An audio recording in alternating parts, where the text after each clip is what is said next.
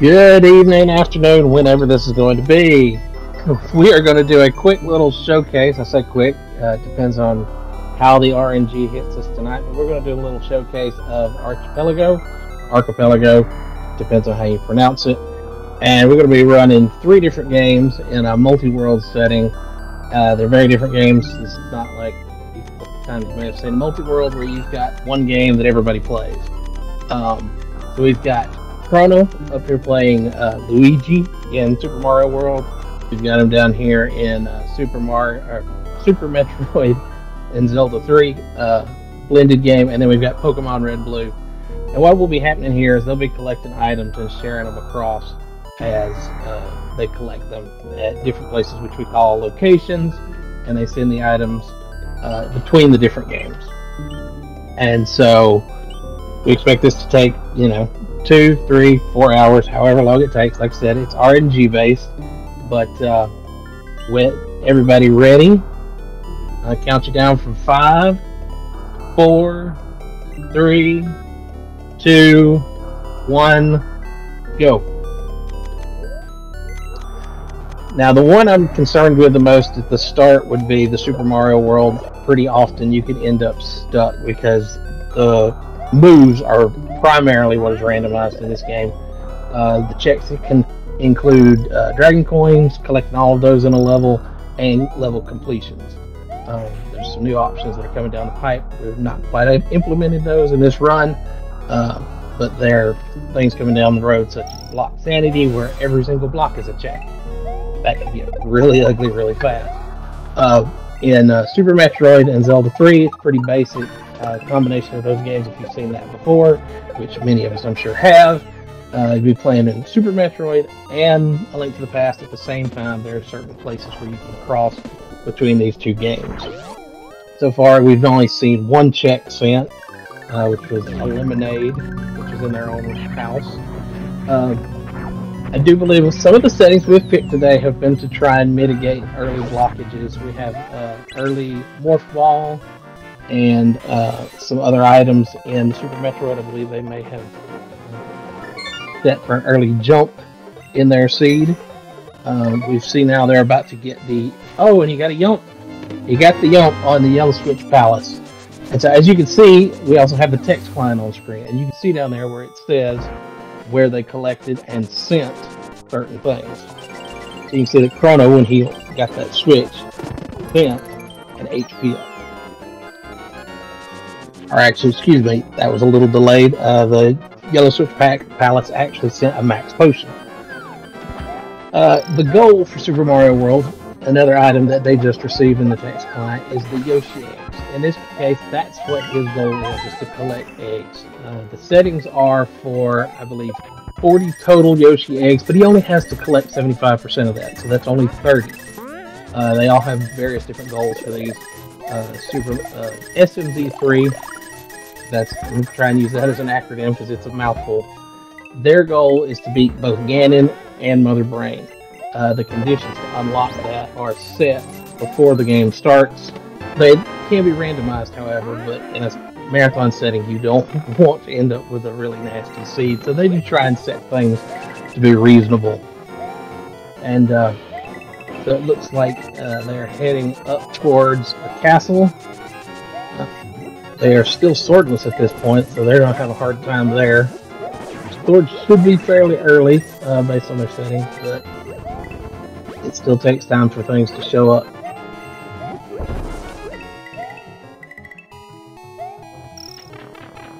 Looks like they're almost finished with their second level. And in Super Mario World, you'll also notice these are not the vanilla level. They are randomized levels, and their particular settings, I believe they even include the special levels. That's an option that you can turn off to have them relegated to where they were, because they are pretty difficult, especially when you have a limited move set. Just talked to the uncle in SMZ3. Looks like that was... It still hasn't come through on the tracker just yet. He finished up another Super Mario World level. He's running through these relatively quick. It can be a very fast game.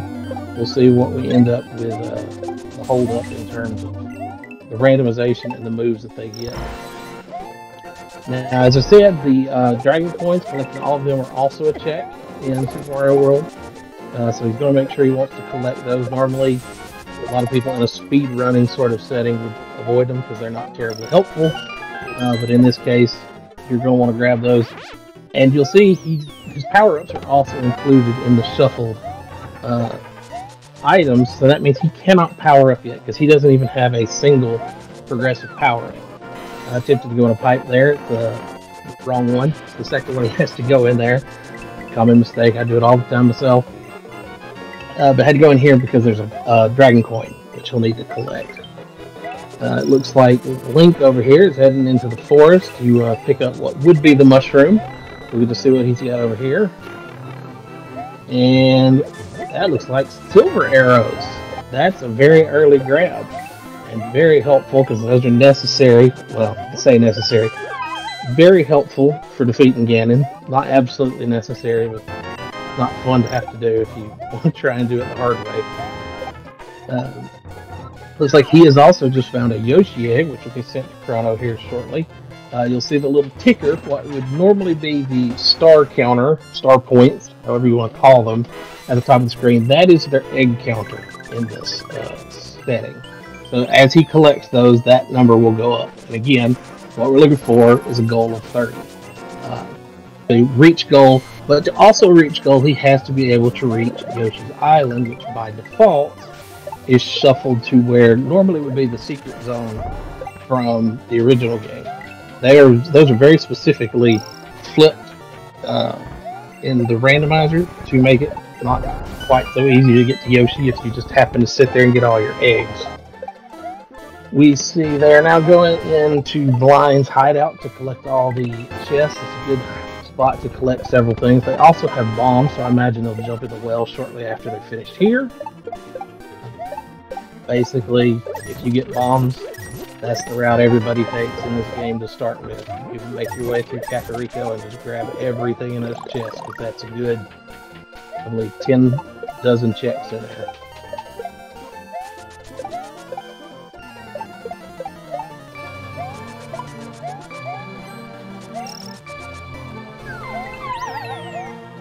You have to say, slightly concerned at this point, considering the ticker has not updated on the egg count for Chrono's game. It may be a matter of some settings I'm not familiar with, that you have to actually see your goal before those start updating, but may be mistaken. We'll see here in a second to make sure that that's working out correctly. Skyy collected everything in both Blind's fortress, hideout, and the Kakariko well. Doesn't look like there's anything of major significance in the well. There was a bite voucher for Pokemon in Blind's hideout. I believe they got another Yoshi's egg through Viridian Forest. Continue going through Kakariko and collecting every little thing in there. There's several chests in here. You've got the proper items. It's nice to be able to do a full clear, but it's not real common to have a bottle this early. And it looks like we had our first death in Super Mario World.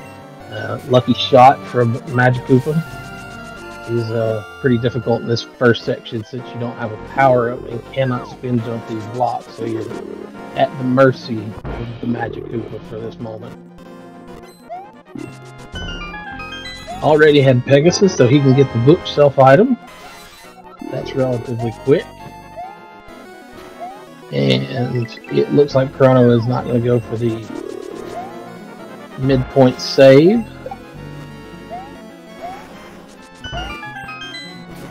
And Skyy is heading over to the maze to collect that item. Would be a very quick maze if not for the fact that you can, for some unknown reason, jump over a fence. Obviously we know what the reason is. It makes no logical sense if you think about the world. And what did we collect? That was a 1-up mushroom. That is what you're going to get for a lot of the Super Mario World items. There's not a lot to go there. You have a handful of power-ups. You have, you know, your mushroom, your fire flower, your cape.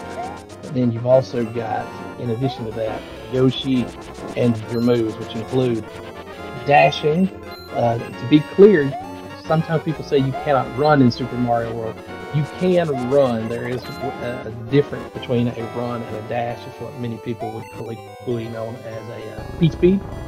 So you cannot reach P-speed if you do not have the run/dash ability yet. They were also climbing, swimming, carrying. I've lost track of what I was saying, so I think that covered everything. So you can very easily get locked very early in Super Mario World if you end up in a level on Yoshi's Island that is not conducive to one of those. Such as Vanilla level order will have you stuck on Yoshi's Island if you don't receive certain abilities. So that's the risk you run with Super Mario World. It looks like they got off of Yoshi's Island though, so that mitigates that risk, but it can still happen on occasion that you get stuck. Hopefully they can keep up together in a pretty good pace of collecting items where that doesn't become an issue. Skyy is headed out to the desert to collect the chest here, and that was their last bomb. Hope that they don't have a problem where they need any more of those. So they completed Lemmy's Castle, and they're now moving up. And as you can see, it's Forest of Illusion 4 in what would normally be Donut Plains 1. Since levels do have a set number of entrances, not entrances, but exits, they are somewhat predictable where you're going to get, especially levels that have multiple exits. They have to be in a certain place so that you have both exits available to you. So your subset of which levels you can get in those places is a little smaller and therefore a little bit more predictable, but there are so many multiple exit levels that it's not predictable enough to where you can really rely on it. Oh, we just missed that pipe going ascending there. And we have a strange glitch when Skyy has been stuck in the pipe. It's a vanilla glitch, it's nothing unique to Archipelago or anything, it's just not something I see too often. Looks like he's going to be able to get... Oh, not quite enough space there to break that wall, it would seem. You can break those with Pegasus, but they're just a little too tight there, it would seem.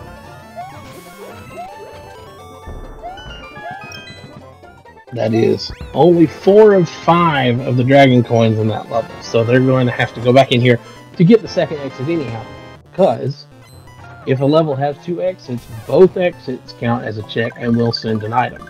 So he will have to go back regardless to do that.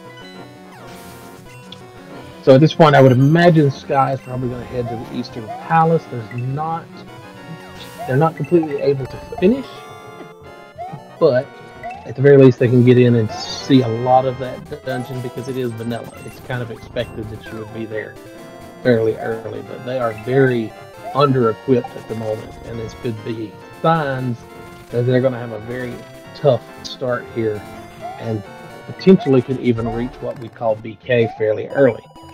The story for that's fairly long, but the short of it is, if you're in BK, basically that means you have time to run down to the Burger King and get a meal, because you're not doing anything anytime soon.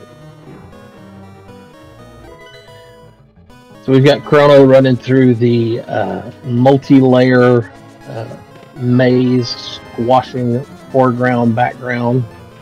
Skyy has found their progressive sword. I do believe that was a locally set item. Could be mistaken. But it would make sense that they would be able to find it fairly early and in on their own world if that was the settings that they had chosen. It's been pretty much entirely Zelda at this point, which is not terribly surprising. There's not a whole lot you can do originally in the Super Metroid side of things until you get a Morph Ball. Some of the exceptions are if you get certain items, you can get around the map a little, or if you can get far enough into Link to the Past, you can then come over into a different area of Zelda. Again, still highly dependent on what items you have, on whether or not that's actually helpful for you or not. Because I'm fairly certain more than one of the entrances basically drop you out into a superheated area basically immediately. They got another super potion for our Pokemon player. And you'll have to forgive me if I don't speak about the Pokemon that much. I am not personally familiar with that game. Sadly, one of our commentators couldn't make it, and so we're kind of having to fly on that one. And so, sadly, information is not as strong there tonight. So this level, which Chrono has just finished, has a second exit. They will need to take that at some point. I do not believe they have any condition. Oh, no, I take that back. This is the thing. Every time I play this game, it catches me off guard. All of the secret exits in this game require a key. I can think of none off the top of my head that don't. Possibly the only exception to that being some of the ghost houses may have an exit that don't require a key. Because I know there is the big boot. But technically you need to throw at that one too, so that one does as well. One of those things. There's a lot to keep track of and keep in your mind. And a lot of times, a lot of players, and I don't believe any of our players are doing that here, you can use trackers for a more casual situation to where you can see what you have available, what items you have, what places you can reach. Very beginner friendly in that regard, and many of them auto track. They connect directly to the AP Archipelago servers, and they will track that information as you collect it, as you receive it. It's very seamless in many games.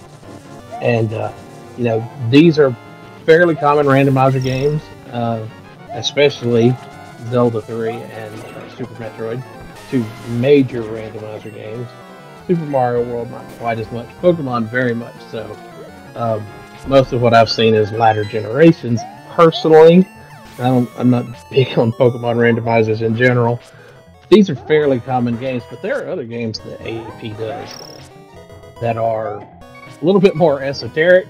You've got some stuff that's familiar randomizer territory, but not necessarily quite as mainstream.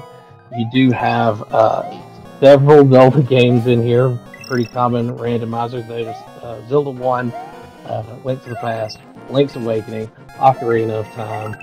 Those are all Zelda options that you can play. You could play a completely Zelda-themed randomizer that was 4 Zelda games, and you're all playing something completely different. We have both Doom 1 and 2 now. Doom 2 was just added in the last release. We have more modern stuff. We have The Messenger. We have Sonic Adventure 2. That's a randomizer. Super Mario 64 is in here. There are several games. And those are just the ones that I play. There's a whole bunch of stuff here that I don't personally either own or am interested in playing, but there is all sorts of stuff here, and there's probably something here for just about anybody. And there's stuff constantly being developed and constantly worked on. And you know, take a peek, check out the server, Discord server. We're always happy to help anybody. Check a look, see if there's anything you want. If it's not there now, there's a very good chance somebody's working on it, and it will be there in the next, 6 months or so. Oh, Chrono fell in the water, and he does not have a swim yet, so he was kind of stuck there. I really feel for him.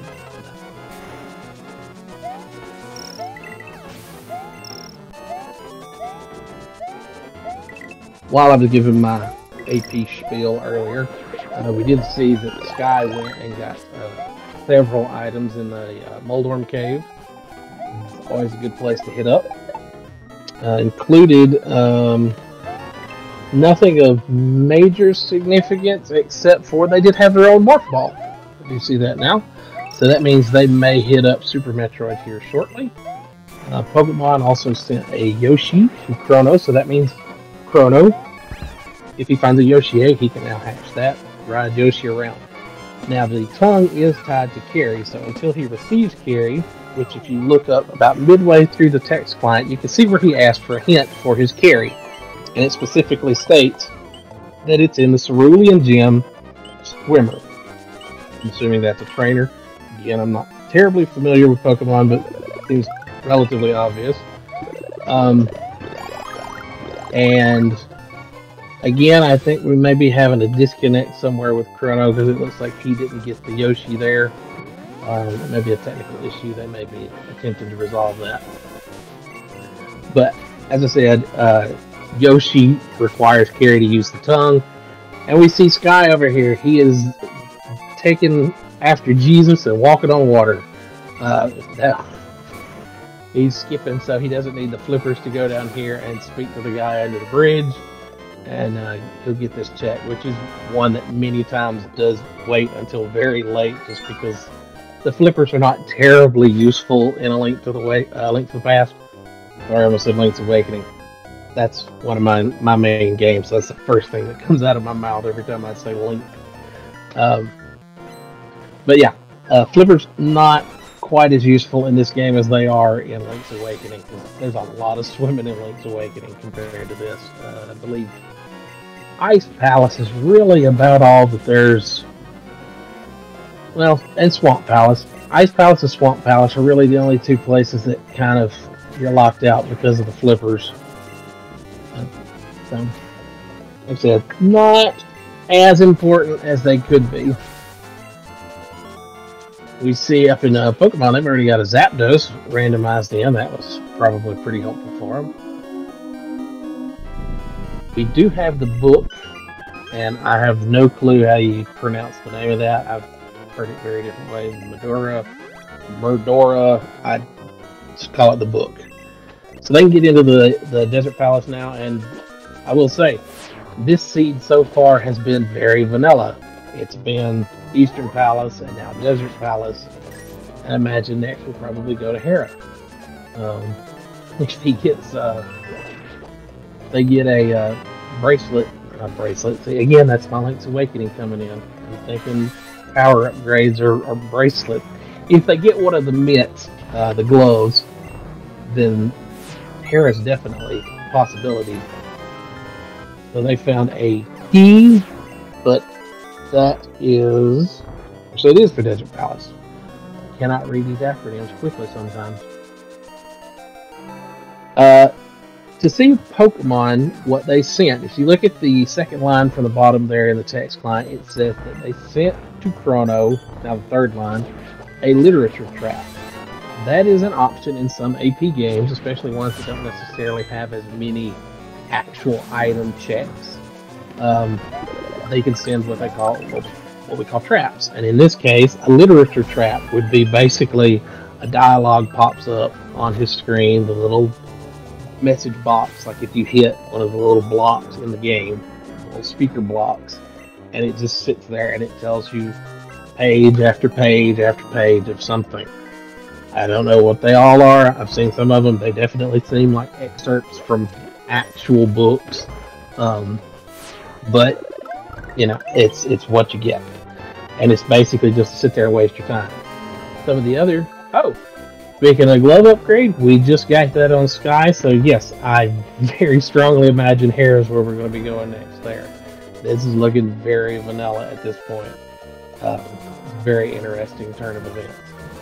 But as I was saying about the traps for Chrono over here, there's different traps in Mario, and I'm pulling these from memory.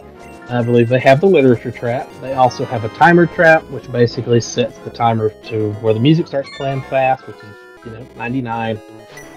There's also ice trap, which makes the physics ice, which depending on how big of a problem that is for you, maybe it's a big problem, maybe it's not. I can generally handle it in most levels. I have had ice physics hit me when I was in some of the secret levels. That's not very fun. I believe that's... I want to say there's another trap, but I cannot remember it for the life of me. Off the top of my head. I know Link's Awakening has its own set of traps too.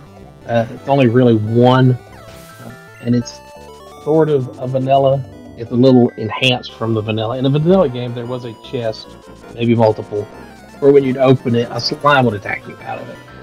And so that was kind of repurposed for a trap in the randomizer, and it basically drops a bunch of slimes on your head, about 3, 4, maybe 5.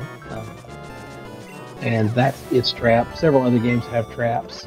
Sonic Adventure 2 has a Pong trap, where a little Sonic ball will bounce back and forth, and you have to play Pong while you're also playing the game. Otherwise, you lose a life, and you have to go back to a checkpoint at the start of the level. And so they've got all sorts of different traps. I think it has one that basically has the characters start speaking dialogue over top of you. I think there's an Omo-Chow one, and everybody hates Omo-Chow, so that's the worst trap in all of AP. So it does look like Skyy went to Death Mountain. They do not have a fire source, I realize. So that is why they did not finish Desert Palace, but they are still heading to Hera, because that's basically the only thing they have left at this point.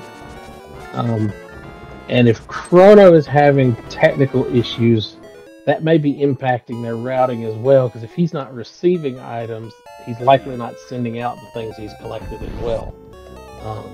So they may be missing items that are kind of expected in logic. So we'll have to see how that rolls out.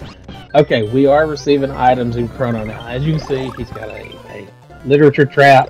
Now he's received a Yoshi egg from Skyy. He'll have to go through all these things as he receives them and run that prompt.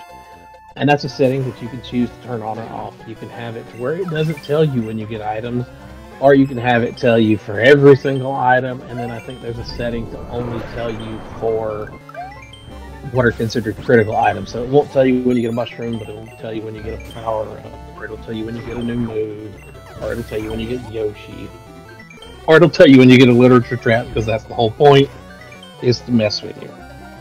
So they got their carry. You remember seeing that get collected in the Pokemon game a little earlier. I'm curious to see if anybody received anything that would be of relevance to them and potentially change their routing in the other 2 games. I was so focused on seeing what all he was getting from that I wasn't paying attention to the other 2 as all that was going down. I also failed to check and see exactly how many eggs they had at the final count. There we go, we had 6 Yoshi eggs that they've collected, so that's basically 1/5 of the way to goal at this point. Looks like he's trying to get that cloud so that he can get to the secret exit here. And oops, he died right there. Always sad to see. It looks like we have Skyy has moved over to Super Metroid now, which makes sense. They were already in Death Mountain, where one of the transitions is, and the only other option they had was Hera at this point, and there's not that many checks in Hera, and so it's probably better to move over to Super Metroid for the time being. We're going to climb up here, but fly up here, and collect this key, and that's our first secret exit. And this will take him over to Yoshi's house, so you can see here, he would normally go in here. He is going to go in here, and you hit this box, and it tells you how many eggs you need. And you can see there, it says 30, so he's got 6 out of 30, which I said is a 1/5 of the total amount that you need. And so we'll see how well he can do with that. And this is one of those things you have to pick and choose your settings, what's best for you. There's a whole ton of options on how you can configure things, and you can play games where we'll take Super Mario World for instance. While we're here, your options for that setting are, for your goals, are either collect so many Yoshi eggs, and you can tell how many total eggs there are.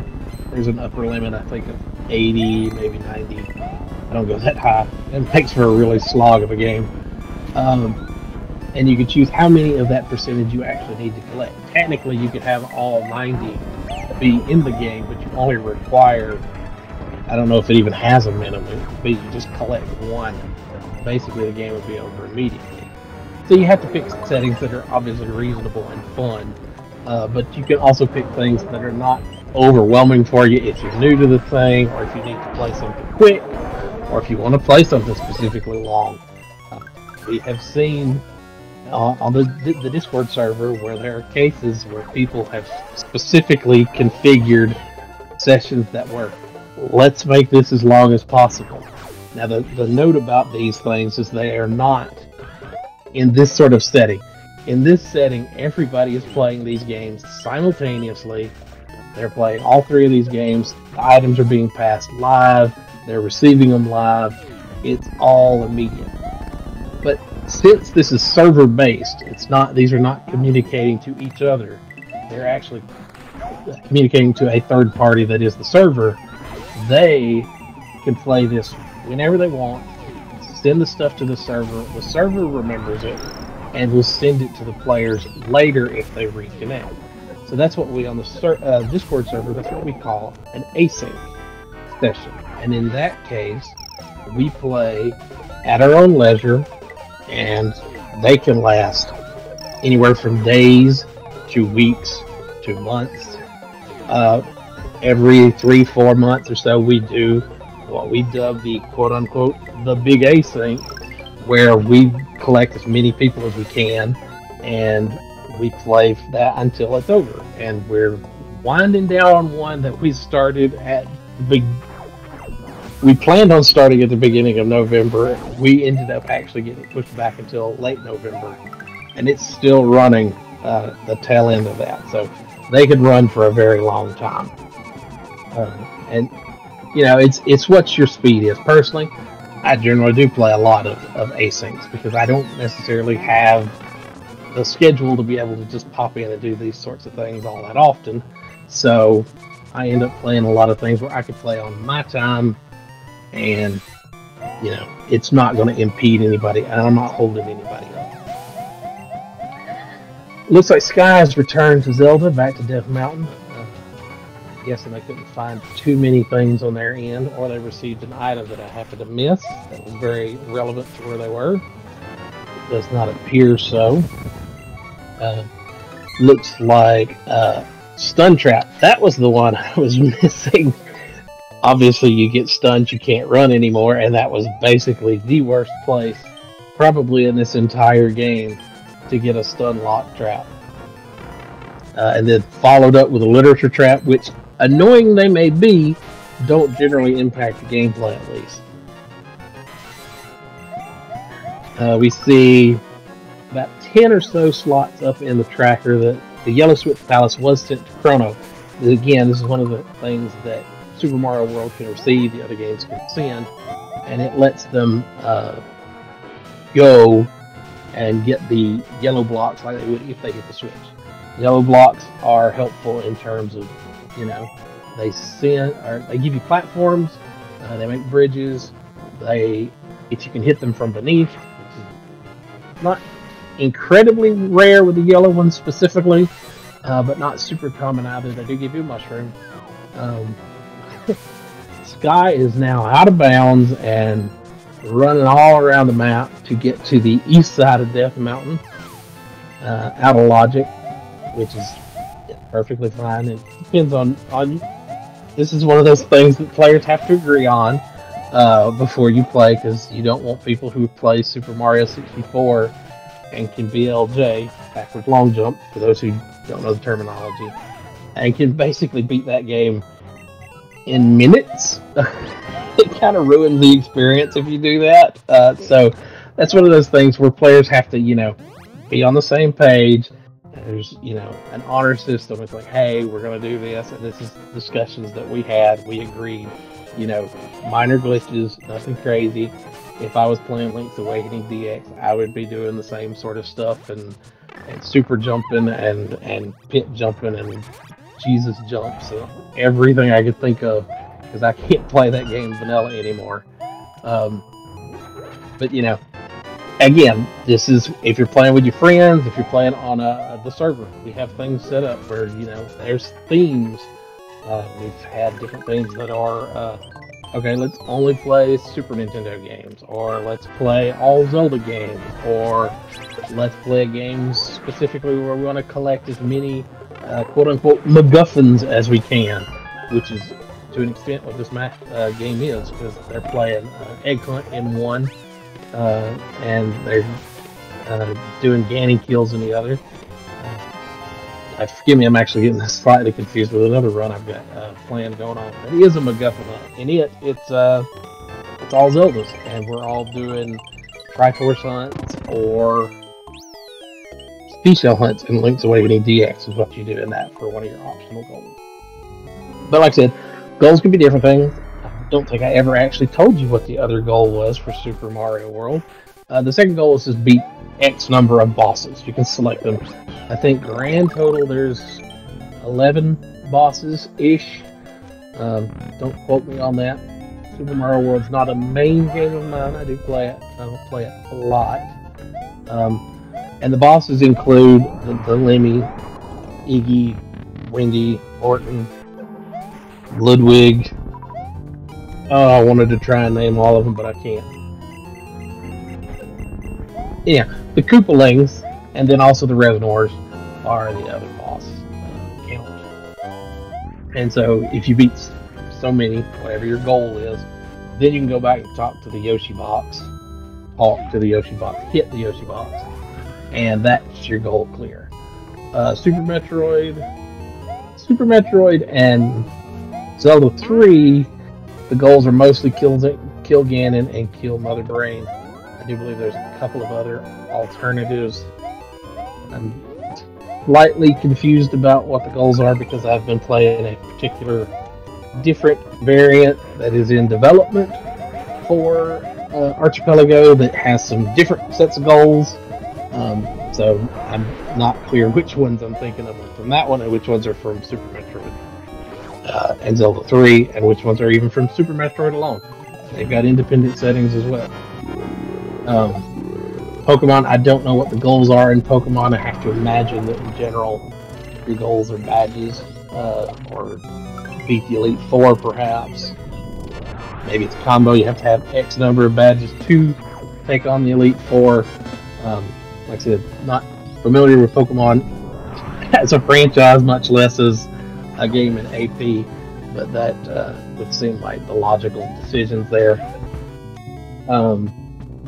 Like I said, there's games in development.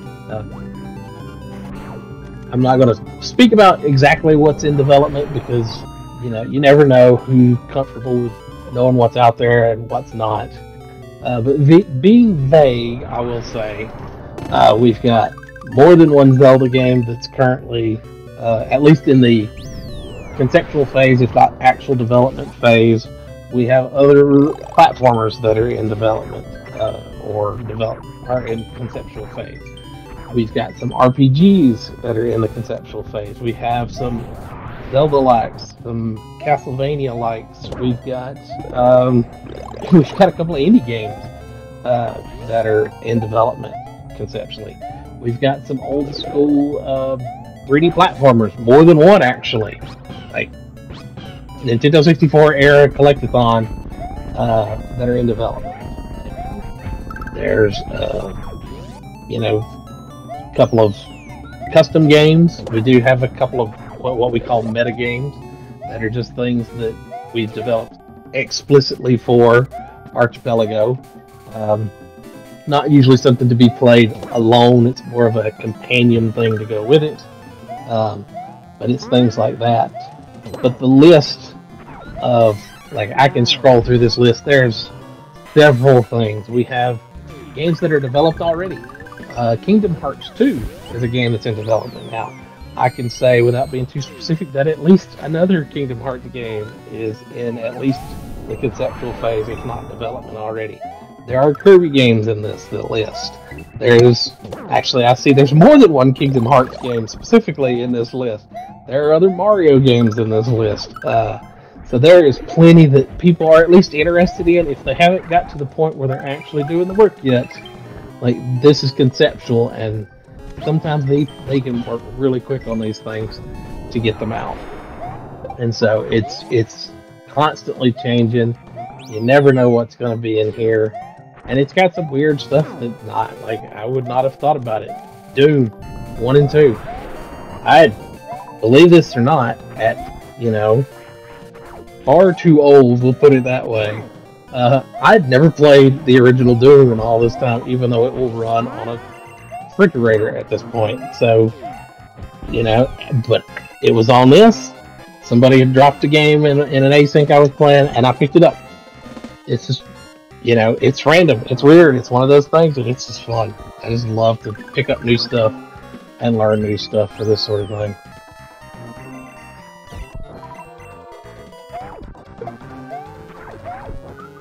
We've got Pokemon running around in the dark. I hope they know where they're going, because I sure don't. Forest of Illusion. This is a level I do not believe they have the ability to get the secret exit in here. To get the secret exit in this level would require one of a couple items or combination of items. They do have carry, which means it is viable in that sense. To actually get to the keyhole and the key itself would require the fancy flying with a cape, which they are very far from getting because they have no power at this point. Or the other option would be to get the key. It looks like they may be trying to pull off an advanced tactic that I've not personally seen. Oh no, he just did the Yoshi jump. Yeah, that's an option too. Didn't actually think of that. I didn't think you could make that. I thought you'd bonk your head there. Good to know. Yeah, I learn something new every day. Now, if you were paying attention earlier, you may have noticed that the P-switch did not work when he landed on it in one of the previous Switch Palaces. That is also one of the things that you receive as an item in Super Mario World. You can hit the switch, it will not do anything until you receive the P-switch item, quote unquote, from another level. Or another level, but another world. And they received that sometime back. You look at it near the top of the text client currently. We don't see too many things in the text client. Let me speak about that for a little bit. I've currently, for tracking purposes, logged in here as Chrono, and as you can see, they are highlighted in that fuchsia / pink, however you want to define it, color, so that you know who is you. And that applies both in the left-hand side where it says who found and or sent their item, but then also on the right hand on who received that item. Everybody else's name is in that yellowish color. These are customizable as far as I'm aware. Not personally changed it, they don't bother me.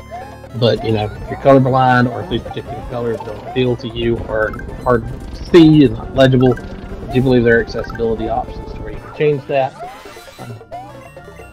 I'm not certain on that fact. I do believe I've seen mention of that. But as you can see, the player characters are all in this yellowish color. Basic text is in white. Green on the right shows our locations for tracking purposes. It's also a thing on the server. You go to the web page, the main Archipelago site, and you can see a list of all your locations in your game and where they've been checked or not. And that helps you track as well. The main point of color differentiation are the items. You'll see most of these up and down through here are currently this light blue, sky blue color. And that is an item that is general rule is it's not critical. That's things like the one-ups, as you see, coins, heart pieces, potions, missiles, things that are useful but are not, mission critical at the end of the day, and generally also means there's just a whole lot of. Then you have the purple items. Those are items which are more useful. And generally, again, I say generally, there are some exceptions, generally are at least some level of required. You see that the Yoshi eggs in the text client, they are purple.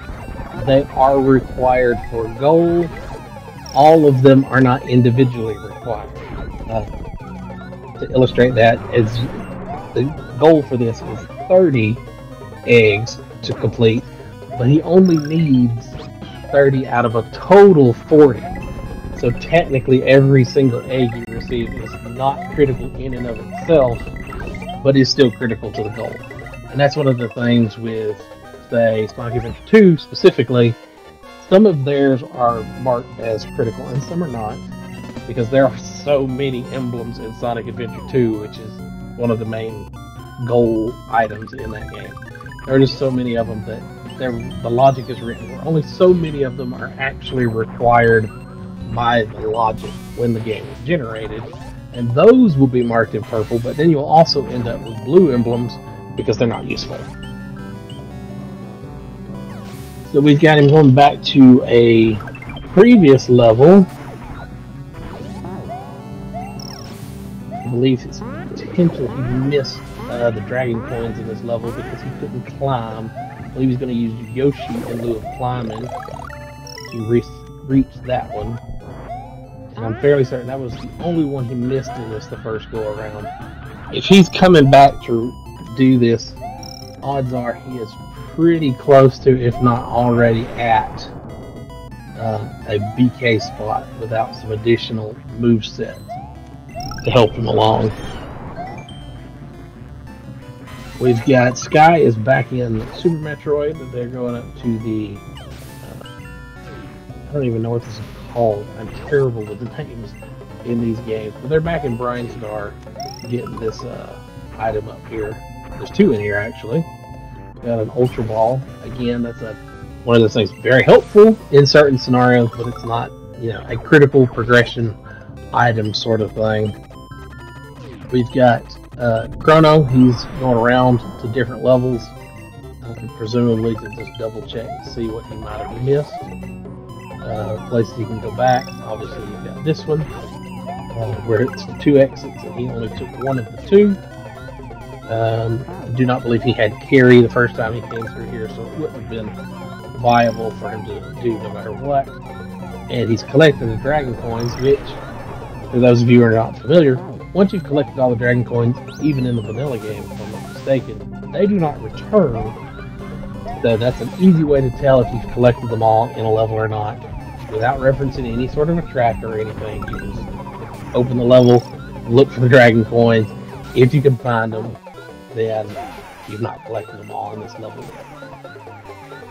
And there we go, that's all 5. Now he's going to go back to take one of these pipes, the one with the Lakitu in it, to get to the secret exit for this level.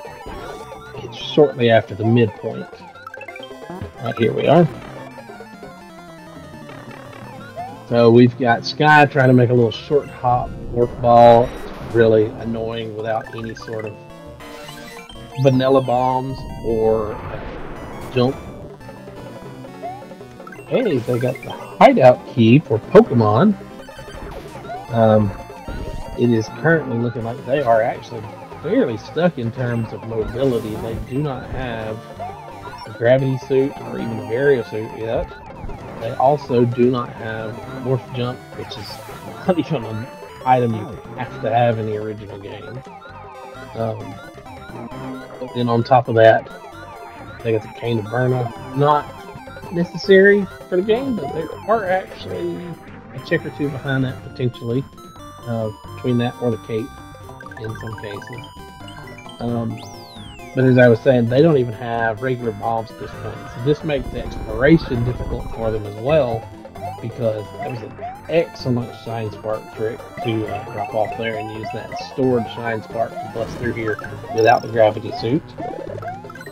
But without regular bombs, they don't have an infinite source of being able to get through these particularly destructible blocks. You'll see they have to use a power bomb in places like this, and that's a limited commodity at this point. They have 10, currently, which is not the worst count. I've definitely been in situations where I've had far less. Oh, they're gonna have to watch it. They're getting pretty low on health there. I'm gonna try and take the back way in here. Lining up for the shot. And there we go. And go in here and completely skip having to deal with Spore Spawn. I believe that's Toss's name. Anyhow. And avoid having to deal with that. And that's very helpful considering their low resources currently.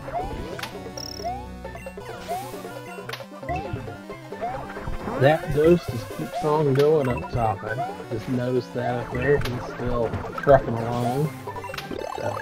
Hopefully they're not having any problems. They're still in the dark though. Maybe it's just my time and I happen to notice them every time they're in the dark. So we do see that Pokemon did send a progressive power up to Chrono. Unless I missed another one, that means they can now go to Super Mario, but no higher. Quirk of this is, if you collect a power-up that is higher level than your own, you do still rank your mushroom, so you can use any power-up to get one in your little blue box up top. But you cannot actually collect a new power-up.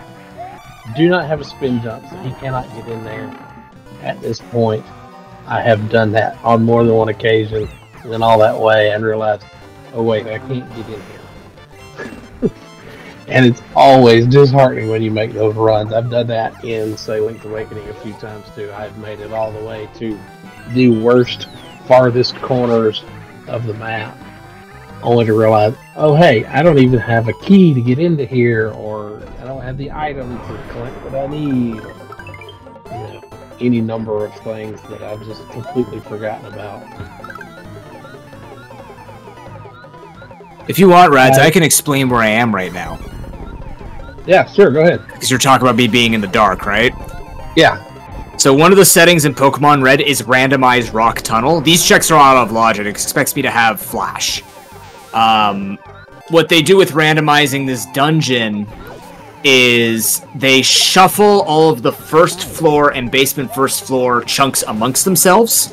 So I can only recognize certain landmarks of portions of each floor, and I have to figure out, based on remembering what the chunk looks like, where the items and the trainers are. So it'll always be 7 trainers on the first floor and 8 on the basement first floor, but they'll be in different spots based on how they've randomized the chunks. So that's why I'm walking around in very particular ways, because I recognize them, but I just don't know which way they're connected. Yeah, that's always one of the things you have when you play these sorts of things, where it's not, you know, it's partially randomized, and you can still kind of recognize the patterns in this stuff, and this applies to even just like roguelike sort of games where the vanilla is that way.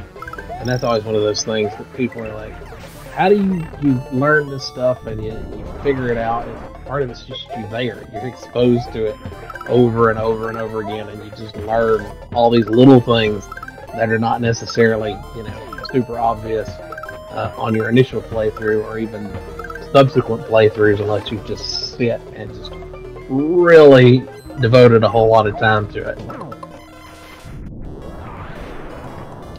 Looks like Skyy received a mushroom. That will get them one more check back in Zelda. Basically a check for a check scenario. Not one of my preferred things to receive, but it happens. Definitely not something that I would be making a beeline back to Zelda to try and turn that in, as long as you can still make progress in Super Metroid. Oh, fell into the plant. Nasty little boogers, and those jumping slimes are really nasty without an ice beam to freeze them. Alright, looks like we've got Pokemon hinting for an item, and sadly I can't see that end of the conversation because it only displays to the person actually receiving the hint. There's definitely some discussion going on, though, on whether or not the item in question is accessible. And that's That's another thing, especially in a sync situation where you're live like this. Communication is important for prioritizing where to go and things like that, because yes, it helps one person individually to do a certain thing, but you also have to consider that these things are generated with an assumption of a certain sort of logic. So if they don't have this one thing, it could hold up everybody else. Like, they may have the one thing that's blocking you and you don't even know it yet. So that's why you have to communicate, because if there's certain things that are important, Carrie is a prime one in Super Mario World. In Zelda and Super Metroid, you've got the Morph Ball, you've got the Various Suit, you've got the Gravity Suit. These are things that, if you're in a certain scenario and that's all that's left, then that's something that the other players are going to need to prioritize if they can. Sometimes you can't. Sometimes you end up in a nasty chain where you're just stuck having to wait, and that's always a rough place to be. And you hope that the RNG doesn't end up fighting you like that. You never know what you're going to get. Now, this is not something I see all that often in these Super Mario World randomizers, is that they're actually running with the altered character sprites, enemy sprites. This happened because he beat that particular special world because it had been randomized in. But just a lot of people don't do that, because those levels, like I said, incredibly nasty if you don't have a limited move set. Especially if you don't have power-ups and those happen to get dumped on you really early. That's not fair. That's downright just evil when it dumps you like that. So a lot of people turn those off. I'll be honest, myself included, a lot of times. So because of that, you don't see that a lot until maybe very late game, if people are getting really desperate for checks. But usually, you can just finish the game and let all your items go before you ever have to get to that point. So it's cool to be able to see that on rare occasion. More common if you play with a level shuffle like this. Looks like Skyy is potentially trying to get into wrecked ship early. I do not have a tracker for them, but I can't imagine they have a lot of options at this point. They are getting pretty limited, and they do make those very tight jumps to get across there and make it in there. So this would technically be out of logic, most likely. Depends on settings. And it's potential if they've set it for some harder difficulties where this would be somewhat expected. The wrecked ship, good place to explore before the power's turned on if you can, because guess what? The spikes don't hurt you for some reason with no power. Makes no sense, but take advantage of it nonetheless. There's not a lot you can do to get around in here is the problem, and some of the items don't actually work until you turn the power on, if I'm not mistaken. I believe there's an item. Some versions may actually allow you to toggle that on whether or not you can get that particular item without power. I'm not sure if Super Metroid and Zelda 3 is one of those. He's taking on Phantoon now. They did the I always forget what the name of that trick is. It's the mock ball trick earlier to get a high-speed morph ball underneath there. Better than I could ever do it. I love to play Super Metroid, but when it comes to any of the more advanced stuff, I am completely out of my depth there. I think the best I can do is the trick where you switch out of your gravity suit to get extra jump height. I think that's about the extent of anything I can do out of logic in Super Metroid.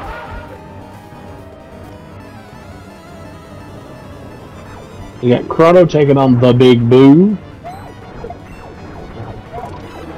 Years later, he'll get so much resentment at Mario and Luigi that they kidnap him and lock him in paintings in Luigi's Mansion and send him an invite to a hotel in Luigi's Mansion 3 and all that weird jazz. Skyy now has Grapple Beam. It's not really an item that you need all that much. At an advanced level, they clearly are.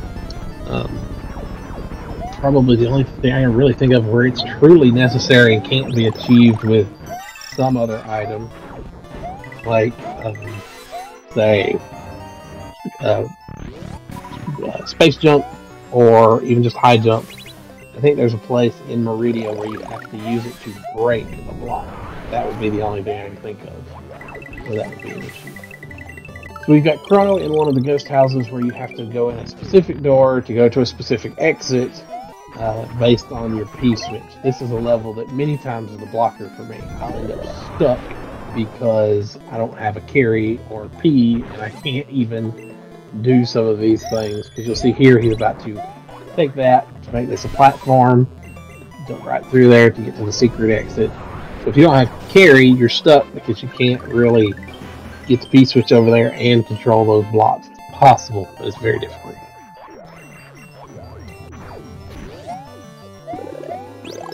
So we've got where they finished and beat Phantoon. That has restored power to the wrecked ship. They're now going through and going through the doors that were previously without power and therefore locked.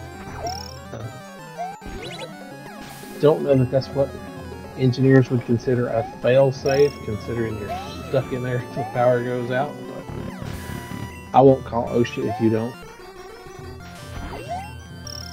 So we've got him going through and getting the dragon coins in the ghost house now and presumably taking the alternate exit, which means he will not go all the way to the end in this corridor with the coins. He will instead go to I believe the exit is something like the second from the end or so, I believe, but I don't recall off the top of my head. It's one of those things that's very much muscle memory for me. I just do it and don't really think about it.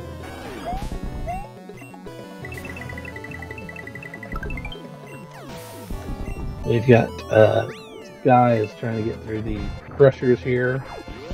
Playing it pretty safe because they've only got 2 energy tanks at this point. Not clear. Actually, no, it is clear. They certainly do not have a reserve tank because they do not have that indicator on their hood. So say I don't know if they have them filled, but they do not have any. So filled or not is not relevant.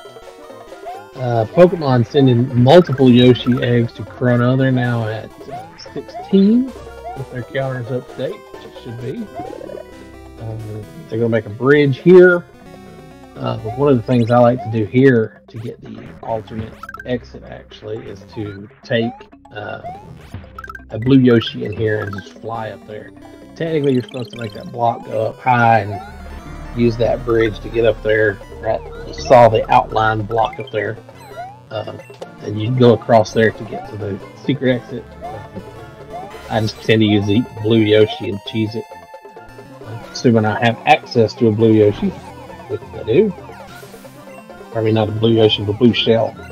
It's the same principle, but if you've got the blue Yoshi, you can get there without having to actually cross over initially, because there are so many Koopas to eat before you get there.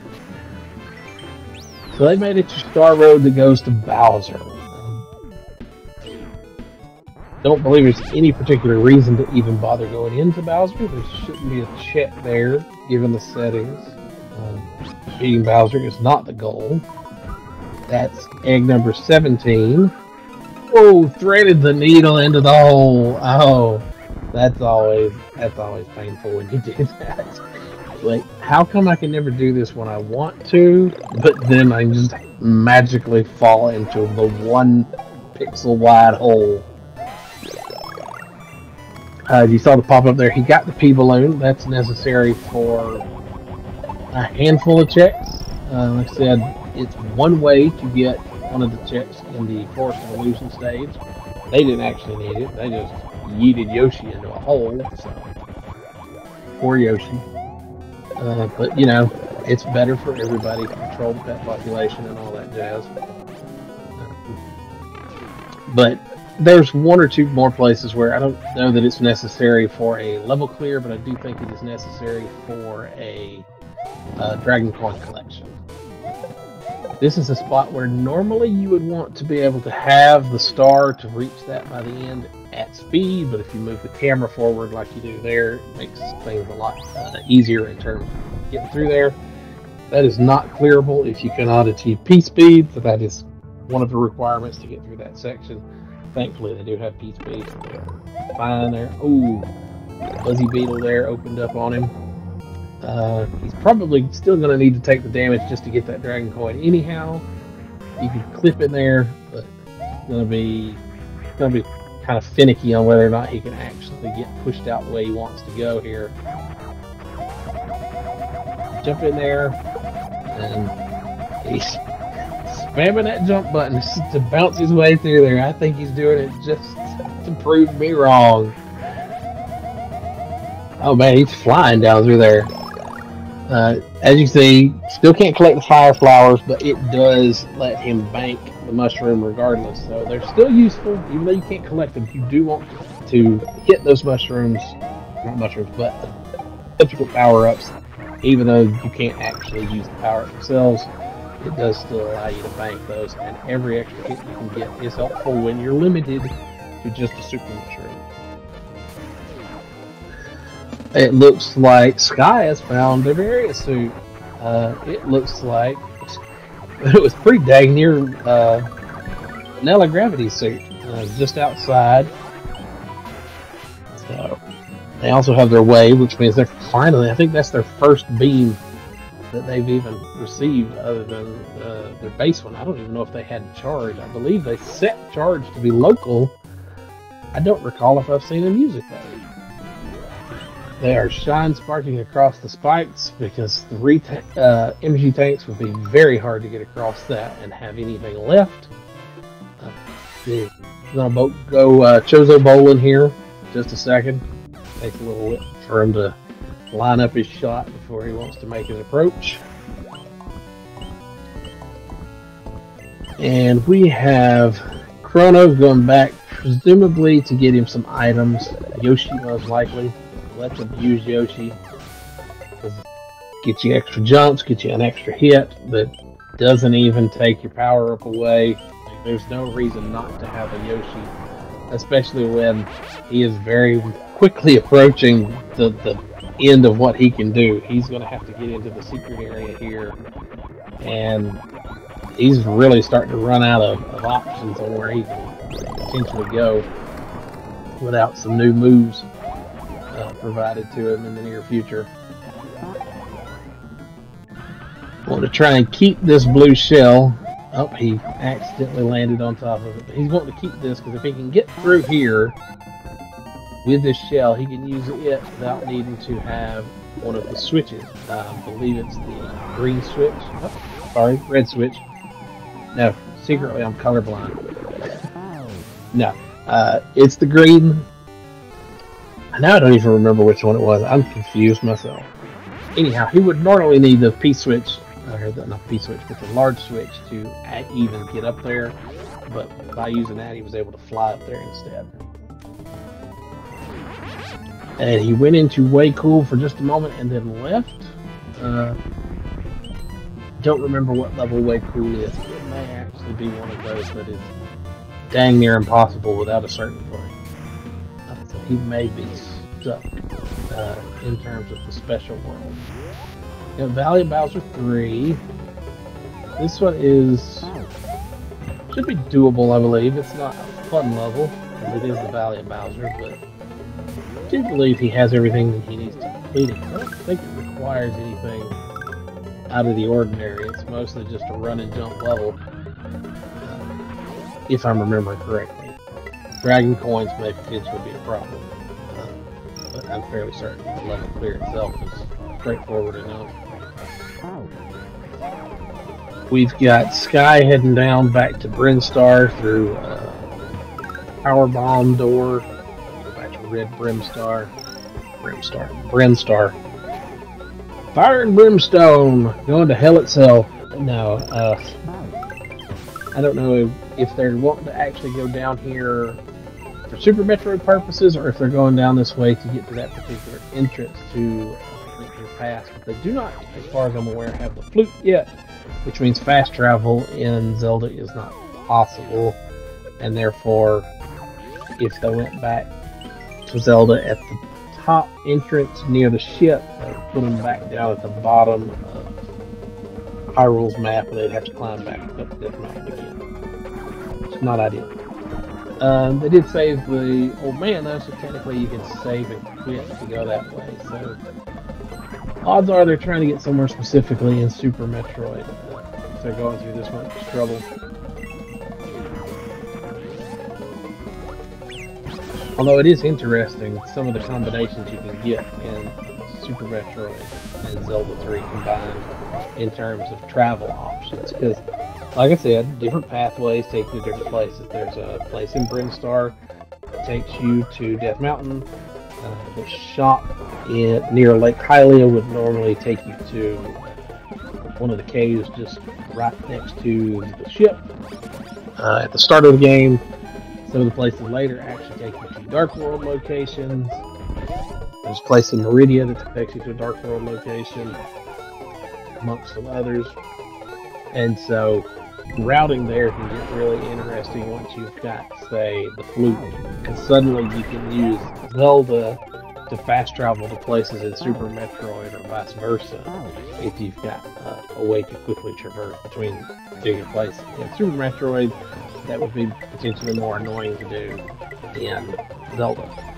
A prominent one being, hey, do I want to get back to the start of Zelda? You can just go to Super Metroid and reset, and it takes you back to your ship automatically if you pick in Zelda.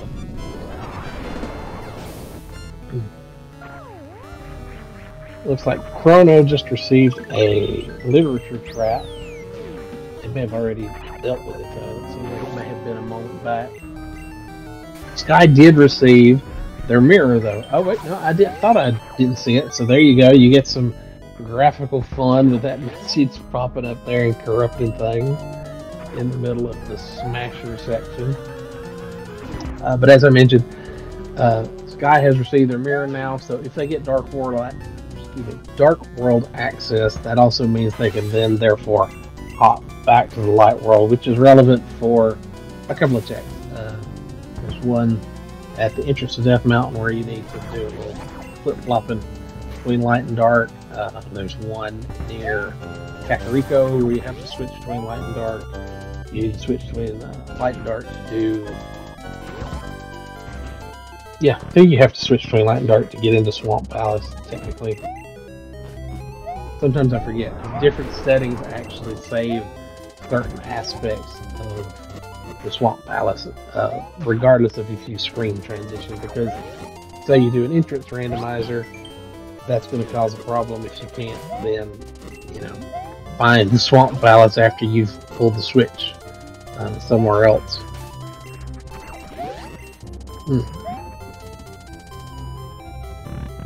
Chrono's going for the short route to get to Reznor. Very little reason not to take the short route in most cases.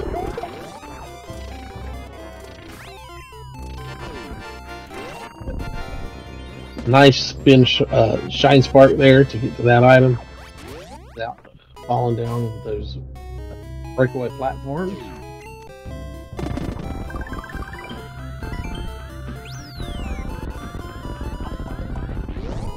Skyy has also received an ether that will be potentially useful. We do not yet know what the necessary medallions are for the dungeon entrances. There's two of those. The Misery Mine on Death Mountain, Turtle Rock. And so that will be a factor there. Those are randomized. I believe they're randomized. If they're not, vanilla is... I haven't played vanilla in so long, I'm not even sure. One of them is Quake and one of them is Ether. I believe Misery Mire is Ether and Turtle Rock is Quake. But do not quote me on that. So Chronos has come back and he's doing It's way cool. I believe it's another level. So clearly he has run out of options if he left this originally and has now come back. We kind of understand what the problem was now. It's an auto scroller, which is not fun in general, but even worse when you're on a stream setup and arguably trying to speedrun something. But it's one of those things, it's unavoidable. The logic is dictated, he has to be here. Now the beauty is, if we get these wings, not only do you get a blue Yoshi, quick and easy, but you also have a bevy of dragon coins that are up here, and all you have to do is drop off, and that completes the level. Makes things a whole lot faster. Skyy has found their cape. Again, that opens up a check or two, mostly for the damage prevention. Ooh, blue Yoshi down the pit. That hurts. Getting him a feather to bank that mushroom, so he's got himself a backup. Gonna burn heal for Pokemon. Looks like they're gonna farm a little. Got a decent amount of missiles, or not missiles, super missiles and power bombs, so they're not actually hurting too bad in that front. And they're only basically missing half an energy tank, so they're doing actually really well. These Sumo Bros, at least I think that's their name. Half these old things don't have a real name. People made up as kids. Just what sticks and what doesn't. You got a shine spark up there to find an ether. It's not the same ether. Yes, for a second even that confused me, because there are ethers in Pokemon, but there is a single solitary ether medallion in Zelda 3, and therefore SMZ 3. X-ray scope, you know, not really useful if you've played this game as long as I'm sure they have. I rarely need it. Occasionally I'll check it if I'm real desperate. But yeah, most of us have seen enough of this game to where X-ray scope is basically an empty gift. It's not really an item. If anything, a lot of times we would rather not have it at all because it just clutters up our menu for button presses. I'm gonna farm on these guys for just a sec. Get a little bit of help they did. Not sticking around for too long though.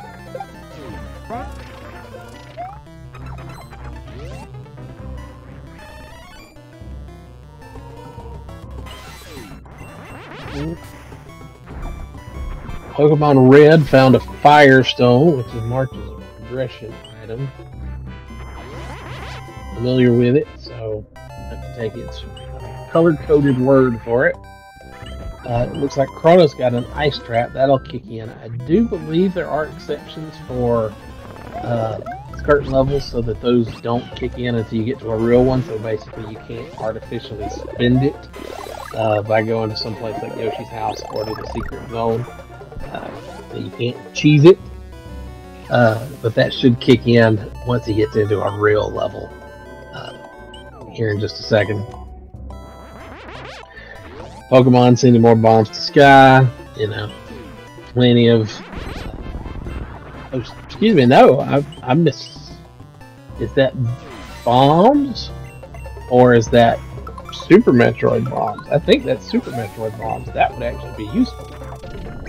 I can't tell though. They are not using that. I think the Zelda ones are marked as, like, you know, 3 bombs or whatever. When you collect those and send them.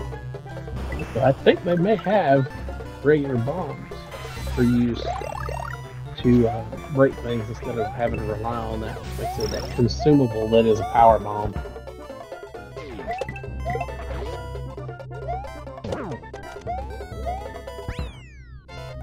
Chrono's getting through that level, and Pokemon has found another badge.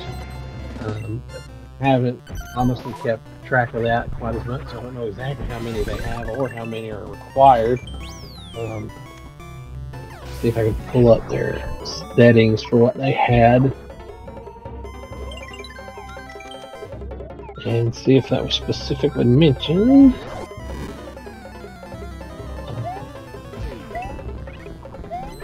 It says 8, but there are several settings in this particular document, and they're not all kept. So, to give you an example, the settings for the Super Mario World run actually has both settings for number of bosses to defeat and the number of Yoshi eggs to collect, even though we know those are not relevant. We're only doing the Yoshi egg, and that's even specified in the settings elsewhere. But that's one of the things. Another aspect of Archipelago is you can set these things up to randomize even what your goals are, how many you've got to collect. I mean, if you want to really just surprise yourself and randomize it, most things can be randomized, and if they can't be explicitly set as randomized, most of them will still allow you to set it as a randomization within a certain range of things. So there's a lot of variety in terms of just how much you know going in and how much it can be just a complete surprise. A lot of times for syncs, you want a pretty specific set because you want to know what you're getting into, because you've usually got a time frame of, say, 2 hours, 3 hours. Heaven forbid you want to play something that takes 5, 6 hours, 7 hours. I don't even know what our longest sync is on record at this point. But you're going to want to be able to narrow that down to know that okay, this is somewhat reasonable for what we're trying to pull off. But if you're playing an async in general, I'm happy with just do whatever you want to, set it for completely random, and just see what spits out, because it's always fun for me to play that way. Chrono got his green switch palace. Those, again, create more bridges. We saw would be sort of required for one of the secret exits. I think logically that may be required. I don't know that they consider that as part of logic. That's a bit of a stretch, but I could see them including the Yoshi and logic too. But if you hit a green box from below on the few occasions that they're available, they will give you a cape feather. But he doesn't have that power up at this point, so at this point it would basically be just a chance to bank a mushroom for it. And that is 5 dragon coins in that level. Another auto-scroller, and I have, sadly, on more than one occasion, fell into the hole there at the end, and that really hurts. Never that one. I have never fell into that one, surprisingly enough, but I have managed to fall into the other one. Best reason I can give you is because it's an auto-scroller and I forget how far the gap is there. Skyy has found their gravity suit, and Chrono sent a progressive shield to them at just almost the same time. So they now have full defense in Super Metroid and at least have a shield in Zelda 3. Last I saw, they didn't have any shield prior to that. And shields are not terribly useful in Link to the Past in general. There's a couple of places where the mirror shield is helpful but not required if you have alternative items or just don't mind tanking a little damage.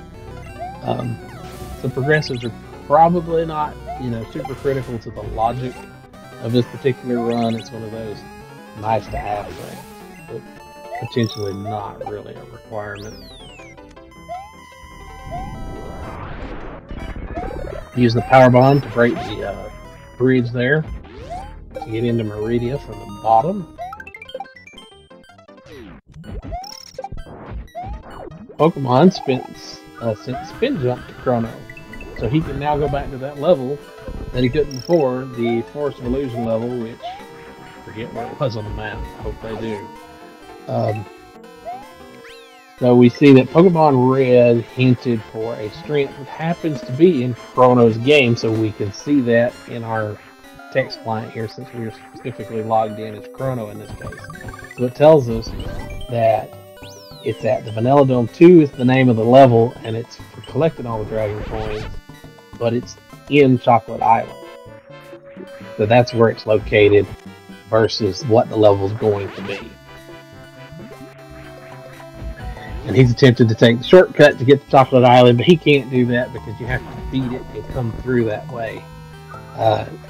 He needs swim to advance, so he's hinted that, and that's actually in his own world, and he was headed there, went back to try and get the chocolate, realized he couldn't, but he actually ends up having to come back and do this anyhow, and he was literally going to that level next anyhow. Oh, that's poor timing, but you know, it's what happens.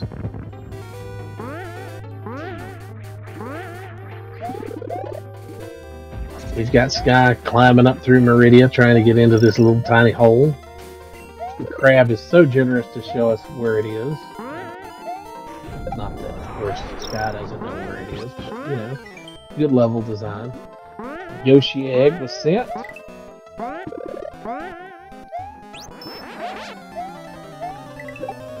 That puts him at 20 of 30, so he is 2/3 of the way to goal. Not really anywhere close to final goal by any means, but it's far enough at this point that I will mention that when goal is reached, there are different options for how that's handled. One of the options is that when all your goals are met, received a stun trap there. When your goal is met, then at that point, regardless, you will automatically release every item you have left in your game. Everything that you did not manually collect, which, to be fair, in Chrono's case, is about, I'd say, roughly half of the game at this point, but it's because he can't reach it, not for lack of trying, obviously.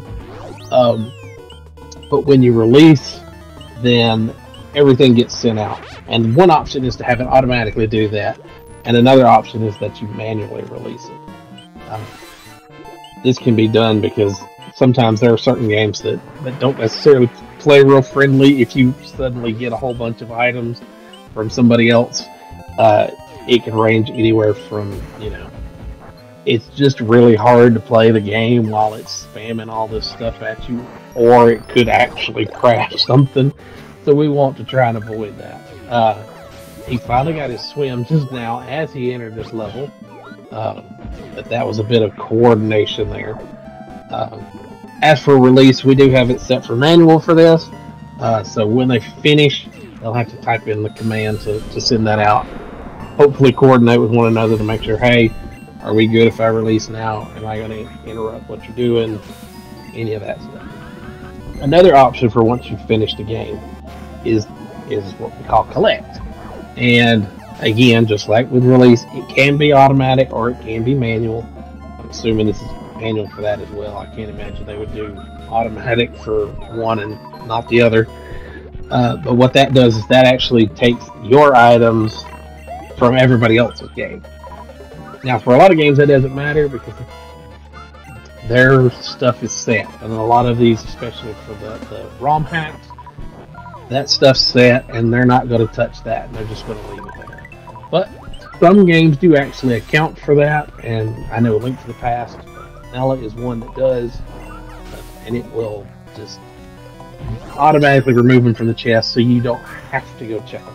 Have a visual indicator that, hey, this is it, and you don't have to go here. You don't have to bother coming up on this hill and collecting this thing.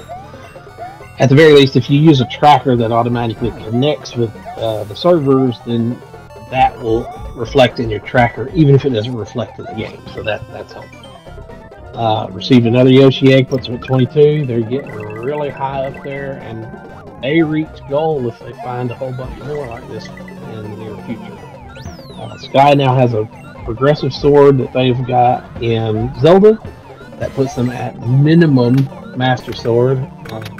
They also received a plasma beam that can really melt through some of these bosses if you've got charge beam, especially the bosses that normally are very early in the game. You can really melt them with the plasma, no pun intended. So it looks like Ludwig Castle is vanilla. That's interesting. You do get vanilla locations on occasion. Like I said, a lot of the SMZ playthrough initially was very vanilla in the Zelda side of things. But, you know, it's a randomizer. That includes randomly getting normal things. It's like they say, you know, you give hundreds of monkeys a typewriter and let them go at it long enough, you'll end up with Shakespeare. Chance, it happens. Not likely, but it's happened on occasion. And this is a level that a lot of times, especially if you do a non-randomized level layout, where it's the normal levels and it's literally just you playing through the vanilla game and getting checks, your only conditions being what you receive from other players. This is a lot of times a major barrier, because climb is one that you won't get, and you are stuck here without that. Not quite a hard kill or a hard stop, but you really kind of need dash too to get to that first part. It can be done if you really push your luck with the spike stealing and stuff, but it's difficult. It's not what I would consider an easy strategy to go with.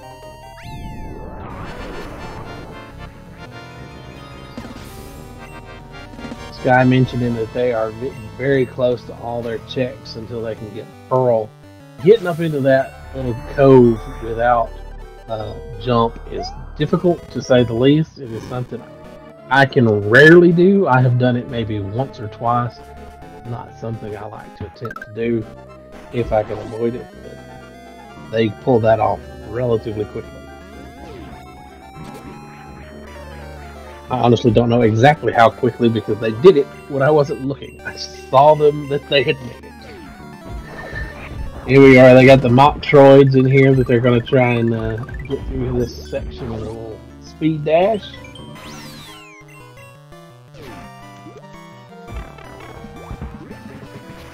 We see one of the rare instances of a standalone green block there. You gotta hit that. You got a cape feather. He's already got a mushroom in reserve, though. No point really spending the time to get over there. Bounce on top of these urchins. You've got audio for that. That's fun noise that it makes. Clickety clack. Pokemon just received an Earth badge from Skyy. So I don't know how many badges that puts them at. I know I've seen 2. That's all I can confirm for sure. That's 5 total. That's what I'm being told. So they are over halfway to goal, assuming 8 is their goal. Squeezing in there to get that dragon coin. There's a really tight squeeze, and you gotta love Super Mario World hitboxes. Sometimes they're your friend, sometimes they're not. In my case, they're usually not. They got some janky hitboxes, I feel, sometimes. The Skyy is on their way to the, I never can remember this dude's name. Not Phantoon. Dragoon, that's it. I couldn't remember that. Pretty basic. Gonna get this item first before they go. And be curious to see what their tactic to take on Dragoon is. The simple tactic is to use the grapple, but that's also not the fastest and not generally the funnest. It's just dead simple, easy. It's one of those things that a lot of people don't know is an option, though. But then you end up seeing stuff in speedruns where, you know, they do some really wild stuff, where they blue suit and all this other stuff that I don't even know the details about.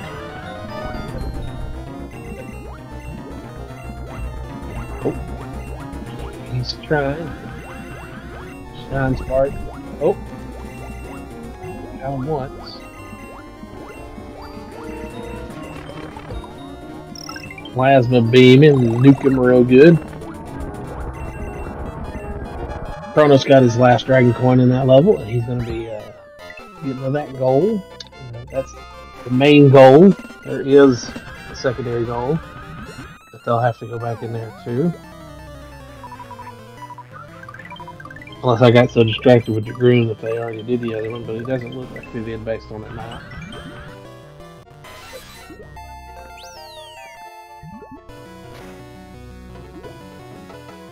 It looks like they are attempting to initiate the blue suit glitch that I was mentioning earlier. He said, I am not terribly familiar with that. Basically, from reputation, I'm a much more vanilla player of these games personally. Link's Awakening is really the only one I really have gotten into in terms of like breaking it open. There we go, he made it. I've had to make that exit without even speed boosters though. To do that you have to do the glitch where you disengage your gravity suit as you're jumping. Let you jump really, really high. Not easy. Because it's a different kind of timing. But it's doable. I've done it on a couple of occasions and I don't like it, but I can do it if I have to. You gotta do what you gotta do when you don't have a speed booster or space jump. Space jump's the vanilla way they expect you to get out of there. If you don't have it, you gotta improvise. That's the thing about these randomizers, is the improvisation is the best part. It's like, okay, what can I do with what I have? And really pushing that to its limits is where it's really a lot of fun. Which is part of the reason I really picked up everything I did for Link's Awakening. It's one of those things where, you know, I wanted to push it. Link's Awakening has always been one of my favorite games. On an original cart some years ago that I'm not going to mention because I don't want to think about how old I am. You know, so it was one of those things like I really want to see how far I can push this, and honestly, Link's Awakening is pretty easy in terms of the game. It's glitchy, and you can really push to the limits pretty easy. So I believe Skyy is coming up on their limits in terms of remaining checks. I believe they're looking for a Moon Pearl. Pokemon just found their SS ticket, which they hinted earlier, so I believe that may potentially be part of a chain. They said, not privy to all hints, only the ones that are relevant to Chronos as a player, whether that's he's the one who hinted for them, or he's the one who has the item, and you know, he's the finder, as they're designated. So we will see if that potentially sets up chain for where we can maybe get Pearl for Skyy. Chronos is just, he's getting closer. He's down to just 7 more eggs to reach goal. I mean, unless there's a major turnaround, it looks like they're going to be probably the first to clear. With let's see, 5 out of 8 badges for Pokemon. They're not looking too terribly bad in terms of progress. With the Super Metroid SMC3, they're almost certainly going to be the last to finish out of these 3, but it is also probably like the single largest game in terms of raw quantity, most certainly. But it's also, I've played games of Super Mario World in particular that can potentially end up very slow because you're just stuck with nothing to do because you don't have the right moveset, or you don't have the right power-ups, or you don't have, you know, the right switch palace, so you can't use a certain type of block. So it looks like they have shown there's a command that you can do for hints, and part of that command is if you use it without, you know, specifying that you want a particular item, it will just show you all of your hints. Those include what you have hinted to other people's worlds and what people have hinted from you. Because as you can see here, when Chrono asked for the hint, it showed them that, hey, HM Strength is in Vanilla Dome 2 on Chocolate Island. And so we know that that's what he's trying to get here, trying to get that strength from Pokemon. Which again may be part of a chain. You see Skyy trying to get into this teeny tiny little hole without space jump, and it is incredibly difficult.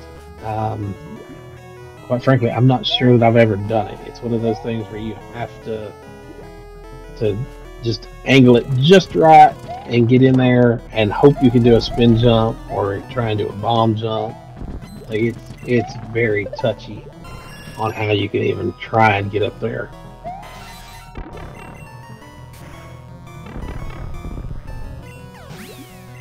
But it's in one of those scenarios where there's really not much else to be done at the moment, so you're kind of stuck there. Do what you can. They did receive Moon Pearl, and they also Chronos got another power up, so that puts them now, I believe, Fire Flower is their max power up.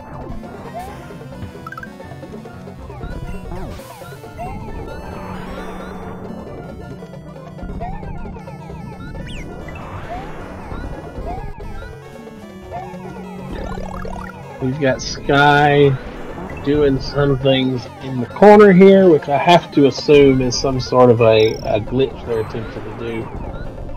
It looks, and this may just be my own eyes playing tricks on me. Oh, whatever they were trying to do, they gave up. But it looked like for a moment they were edging ever so slightly closer into the wall with each subsequent thing, but that may have just been my eyes playing tricks on me. Oh, stunned. That almost worked out for him, though. Very close to landing back on that Yoshi after that stun trap. If they didn't move after they landed, I have to wonder if perhaps they ended up stuck and lost control. For those astute among you, you may recognize this level as the level that's in the title screen. Ironically enough, one of the very last levels in the game is the level they show you on the title screen. Seems like an odd choice, personally, but, you know, Nintendo's gonna Nintendo.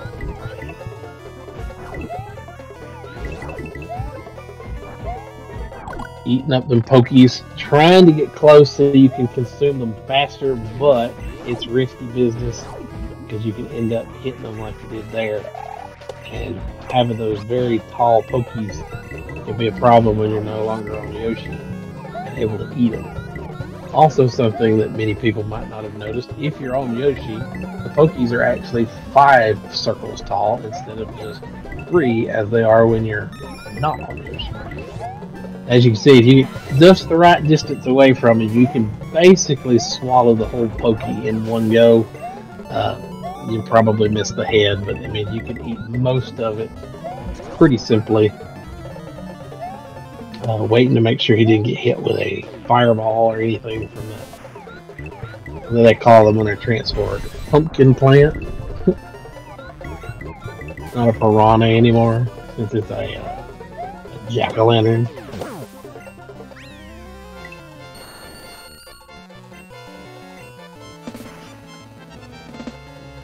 We've got Skyy heading back down to Brinstar. I have to imagine they're going to head down here to make the transition from Super Metroid to Zelda.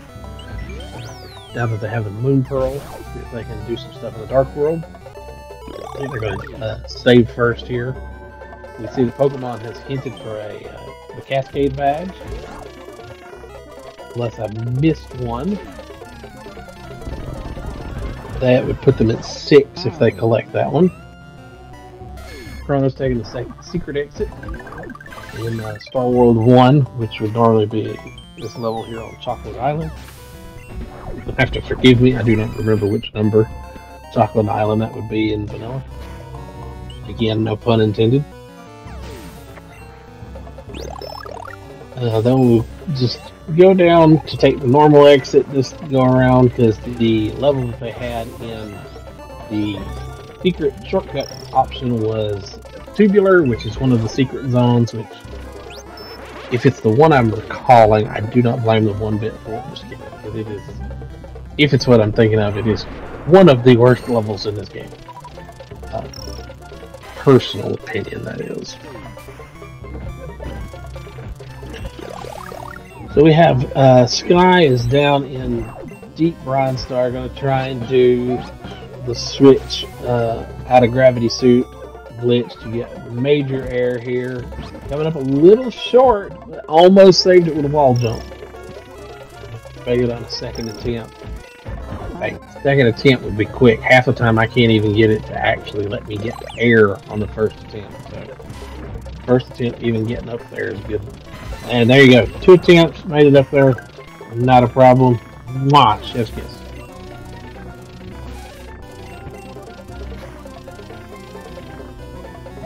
So heading down to Ridley's lair. Mostly we'll probably head left, I imagine. There's a few things to do to the right. May want to take the shortcut and avoid the Chorozo, is that how you say that? Entirely. The potential option. Half the time I forget you can even come down this way. I think you can only go up, and it dead ends to where you loop around. I'm also not good at that glitch. That's part of the reason I never remembered you can come this way.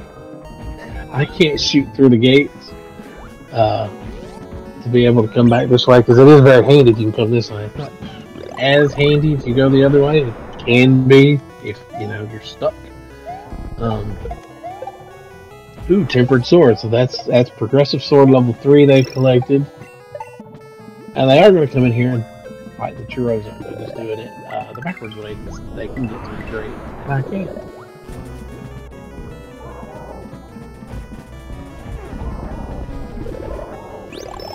Chronos is in a level that if you do not do level shifting, randomizing the actual level layouts, this is also a level that is commonly a stopping point in vanilla layout. Because you need to swim and you need to climb.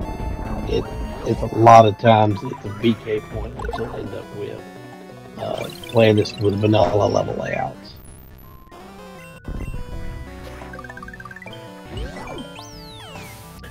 This passageway goes to an energy refill, but it's also got this exit on the other side, which will take them to the Dark World, which I believe may actually be their main Dark World access at this point. I do not know that they have another way in.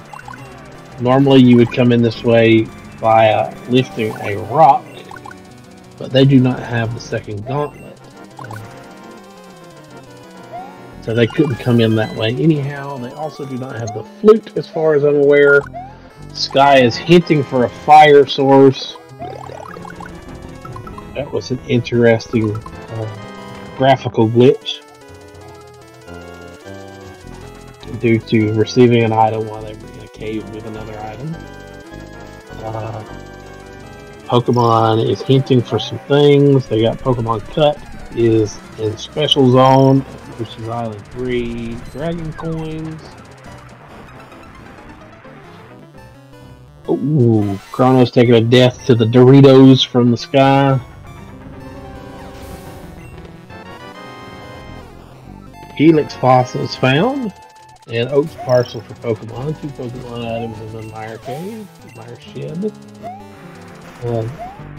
Skyy taking advantage of the glitch where if you use the mirror in not dungeons, but in caves, where you can eliminate blocks, they'll disappear as you push them. One of those things is Japanese exclusive, and since AP utilizes the Japanese version, that's something we can take advantage of there.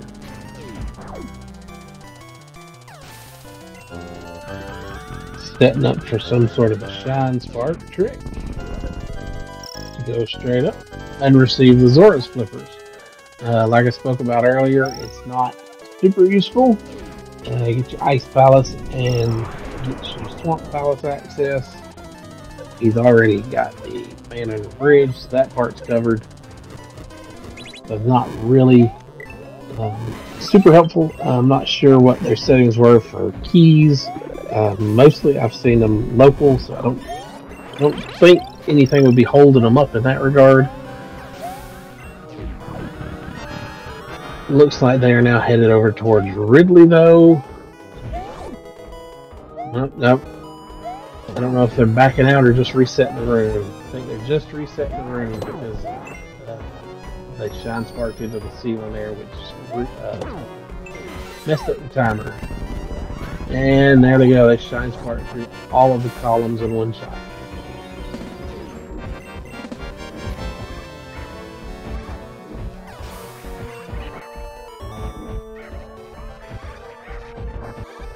Got these nasty space pirates just jumping back and forth, being a real pain in the neck.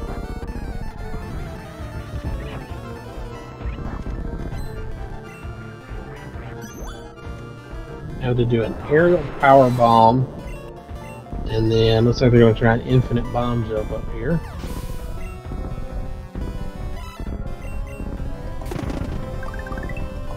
And definitely more power to them for doing this. This is not something I could do. I will sit here and wall jump for an eternity, trying to get up there before I'd even attempt to try an infinite bomb jump.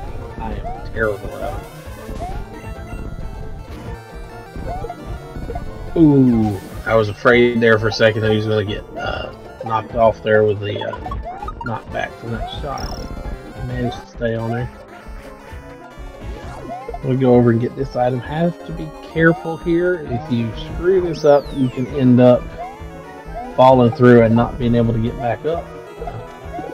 Pretty easy to avoid. Just don't go down the middle, basically. Stay on the edge. You'll be fine. I will say though, my early days of playing randomizer, more than once I ended up going down the middle and having to redo all that. That's just how it is.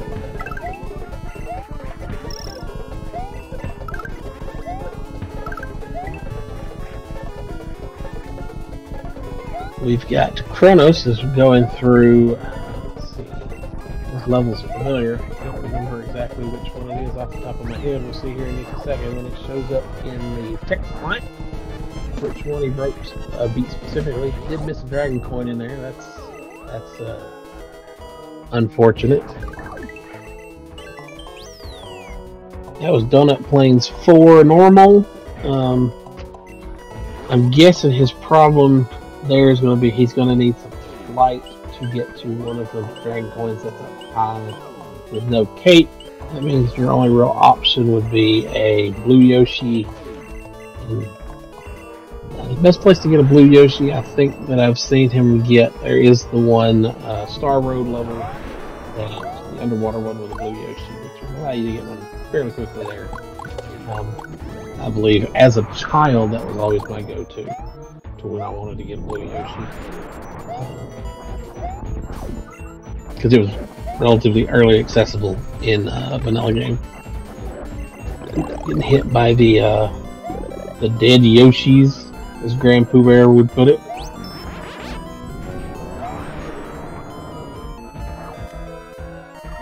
Oh, I fell down that moving hole.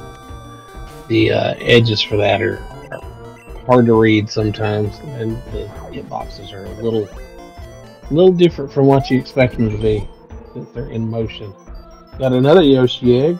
That will put them at 26, I believe, or 27. Depends on if the counter updates before or after the dialogue.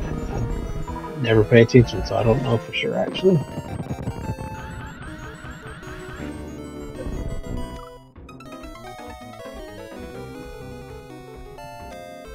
Chrono got another stun trap, which I believe they dropped him in a hold. Skyy has received their high jump.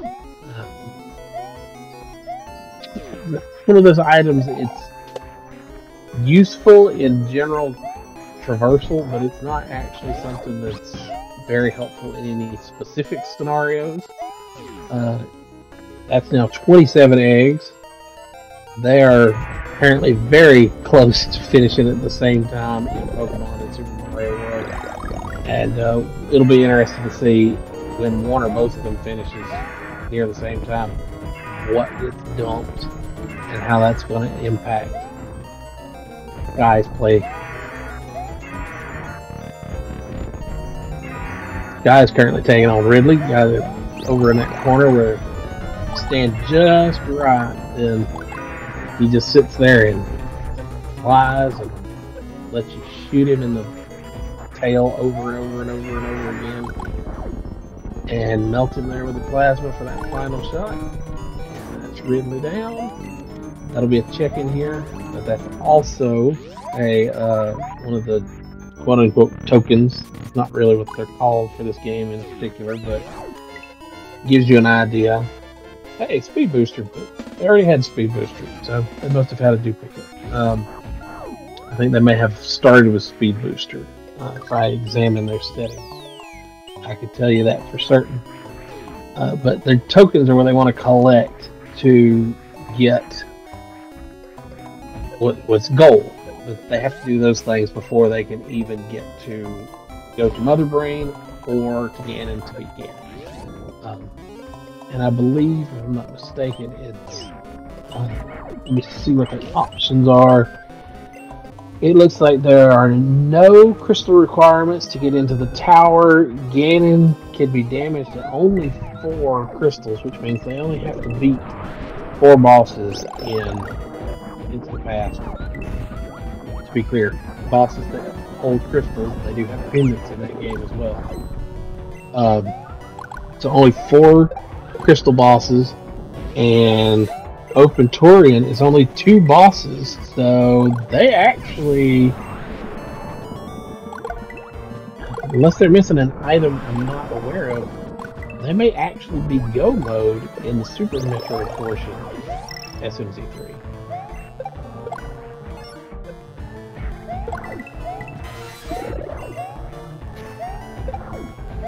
We've got Chronos going back and completing the other half. Vanilla Dome 2? Is this what that level is called in Vanilla? I believe that's correct. Collecting the dragon coins as he goes. I always forget. It feels like there's one that you miss in this level every time. But it may still be further in the level, or he may have actually missed it. I don't remember. Especially these cave levels, I have a bad tendency to just forget where they are.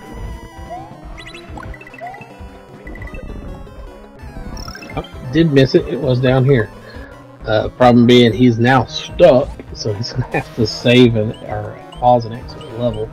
He did send strength Pokemon, which is something they had hinted, but conversation since then has kind of indicated it may not have actually been necessary in logic.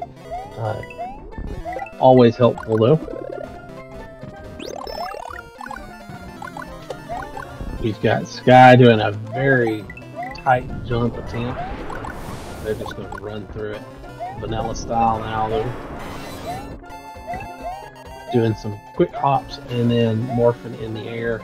This is one of those places where either Spring Ball or normal bombs would be kind of helpful, but it's almost, if you're good at it, doing a little hop is actually faster than trying to do a bomb jump. If you're good at it. I'm not terribly good at it, so there are definitely some places that are practically impossible for me to do the bomb jump, or not the bomb jump, but the short hop version. Tried to throw the key over the pipe, it looked like. I believe there's an invisible wall up there, though, so that's not going to happen. But it looks interesting nonetheless.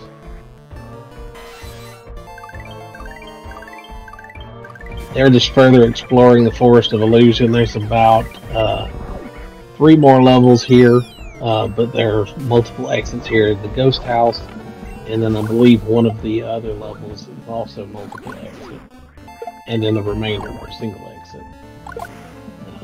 There's 1 or 2 on the exit, not including the castle fortress, which is out on the main overworld, which you saw when he attempted to use it to go to Chocolate Island sometime back. We'll go up in this pipe, because this is one of those cases where this is where the key balloon comes in handy, because it's not needed to beat a level, but it is needed to collect these dragon coins that are up here. Technically, I think you might be able to get up here with Blue Yoshi and some properly timed flights with a cape. It's obviously not an option, as he doesn't have a cape power up in his repertoire at the moment. So the P balloon he does have though, which makes it easy for him to get up here in the vanilla method.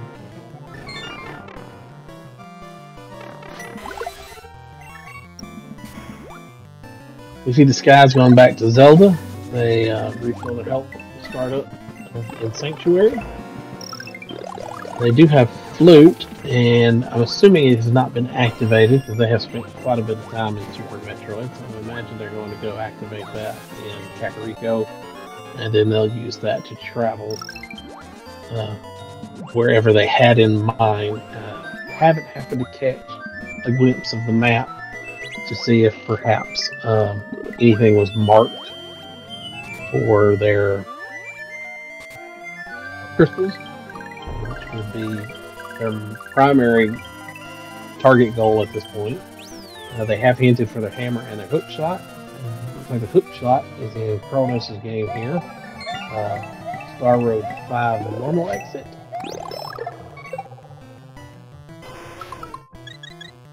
I won't say that was a level he's already been to. That may be the one that we discussed, flying Blue Yoshi or Blue Shell to get to the secret exit. I think that one's Star Road 5, if memory serves.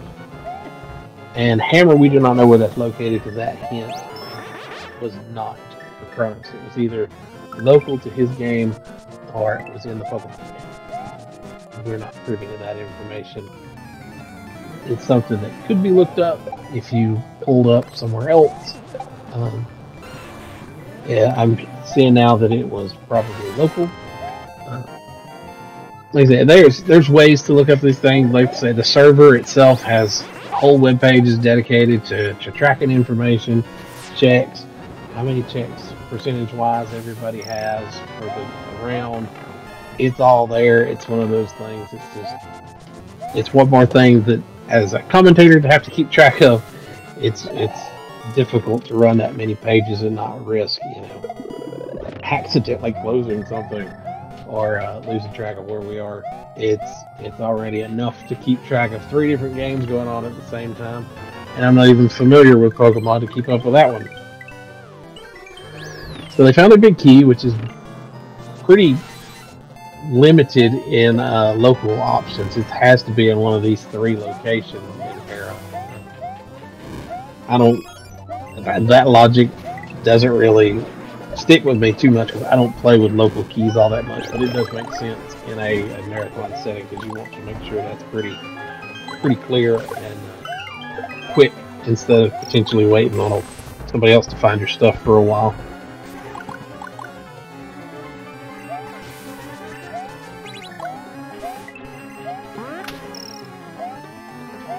So they're climbing Tower of Hera. They've already got the big key. Have to have it to even get this far. So the big chest will be accessible to them. They'll have to go up to the next floor. Oh, no, they're going to do a bomb jump. They said it did not like where it's set, so they backed out of that one. They're going to get it this go around. Yes, they cleared both the hole and the trigger. So they got their hammer. That was local. So now the only thing they're missing would be the hook shot that was hinted here in Chronos' world. And I do not believe they have randomized bosses. That can get really interesting. I don't believe that's an option in SMZ3 specifically, but I've definitely played Link Past on AP where you've got some randomized bosses, and that can get interesting from both a gameplay perspective and a graphical perspective at times, because sometimes things end up a little corrupted when you go that route. And they got a pendant, not really necessary for the goal. I don't think they have any reason to go to pedestal, unless perhaps I missed a hint at some point. They're now going to use their flute. Let's see where they're going to travel to. Back to Kakariko. They should have access to Dark World from here, I believe.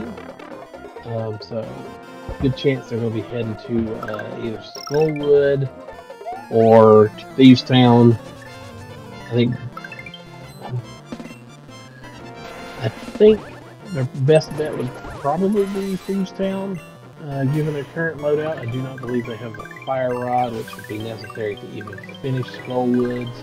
There are a few checks in there, ultimately, but if you want to try and avoid double dipping, which is generally my personal approach is to avoid double dipping. I would probably shoot for the thing that I can complete more of, if not all of, first. I used hammer to break through there to get to the Dark World. They've hinted for the bow again, not local, not in Chronos's, as in not local to Chronos's, but it's not clear whether or not it's in local to Skyy's or if it's in the Pokemon.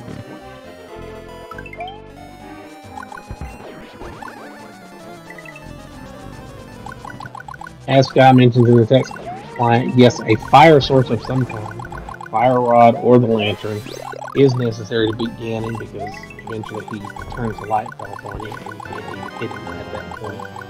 So that's going to be a problem if he doesn't get that before he reaches Ganon. It's interesting that one of the earliest things that they got in this run was actually the silver arrows. Many times that's what I personally find myself waiting on, is silver to even be able to kill Ganon without some really tedious, very tightly timed, like a couple of frame window of doing a sword slash on him. Looks like you're going through Thieves Town collecting some of the assorted checks before they head into the dungeon. What did they receive? Pokeball, you know, consumable, not critical. I can't imagine they're collecting too many Pokemon at this point. That was a quick glimpse. It looked like mostly crystals here. I didn't get a good enough glimpse to be able to tell you what would be a good approach at this point. Ice Palace is kind of out of the question because without a fire rod, you're going to have problems with both the boss and even just getting in beyond the entrance without a glitch. I believe can get you in without one, but it's not simple. You're going to go dig up the field here to try and get this secret. I think it's automatically the 15th hole you dig. It doesn't matter. It's not randomized at all like it was in the original. I don't have sound. Okay, there it is. I didn't have sound, so it wasn't clear whether or not it may have simply been a local rupee that they had picked up. But we saw the star, which is an Archipelago item, clearly indicated by stars. In Zelda, in Super Metroid, it's indicated by the little Archipelago logo, which is the 6-line circle. Not all games do that. Some don't have anything to show at all, like Super Mario World. They have nothing to show for when you collect items. It's just you finish a level, or you hit a switch, or you collect all the dragon coins. So it's not really necessary to have an item. And Hookshot was just received, and I am seeing chatter back and forth that Pokemon will be able to get them a fire source relatively quickly. And it looks like Chronos is heading back to Outrageous. Ooh. Another one of those special stages that are difficult. At this point, he's pretty well equipped. He's not got every power up, but he does have enough for 2 hits. That's all that really matters. That's the major difference between Fireflower and Kate in this context. He also does have a Yoshi, which is a free hit that he can reuse over and over again.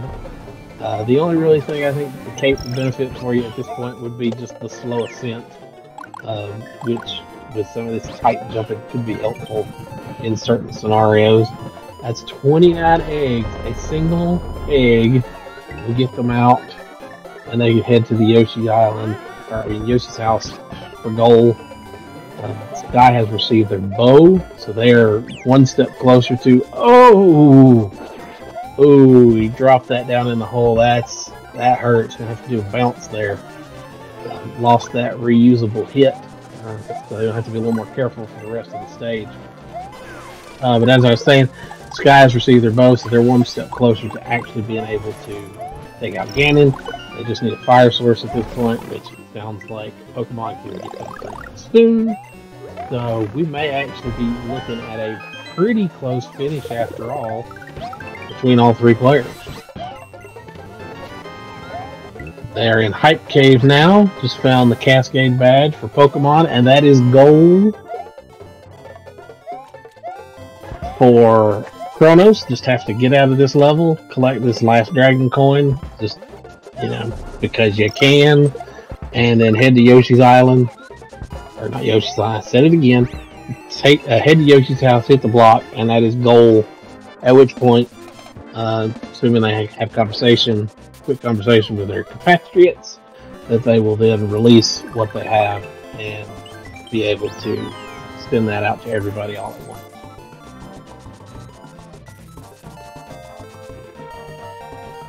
They ran another hint. The only thing that they still have that they haven't found for somebody is Yoshi's Island 3 Dragon Coins, which is actually this level, I believe.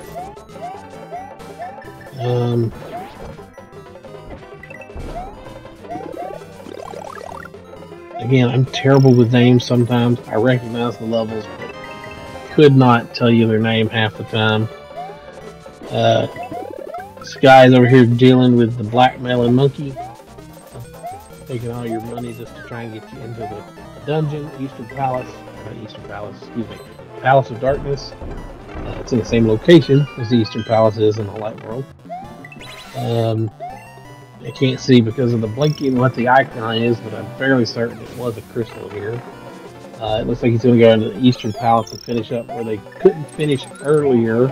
Now that they have the bow, they can finish this. That I'm assuming will get them a crystal, and then they'll probably do the other one in the Palace of Darkness. I imagine that's why they paid the monkey. If they didn't need to pay the monkey, they could have just transitioned without forking over the dough. But we'll see. Chrono sent cut to Pokemon with the Dragon Coin collection. I think at this point they know they're not the one holding anybody up, so I think they're just going to kind of play through it a bit rather than run straight to gold because they had just the one level left.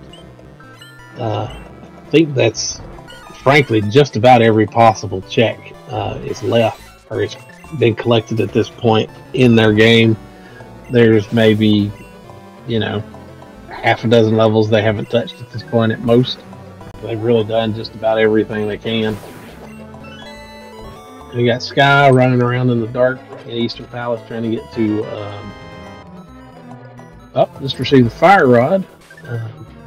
That would be helpful if they could find the torch, but it's easier just to find the door than it is to find the torch and move on up. So yeah, they are in a good position now. They just finished this boss. I'd say probably the Palace of Darkness boss. And that should have them, I mean technically they're already in go mode, but I think that should have the goal for Zelda and Super Mario World was just finished by Chronos. They have not released at this point, so we'll see if they do any of that. They may not release it all if there's nothing of relevance, just to save on, you know, overhead and not grind everybody else to a halt.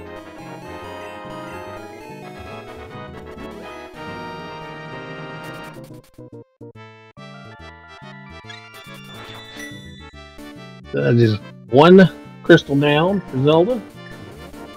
Oh, excuse me, no, I have missed quite a few. I think that's all 4 already, actually.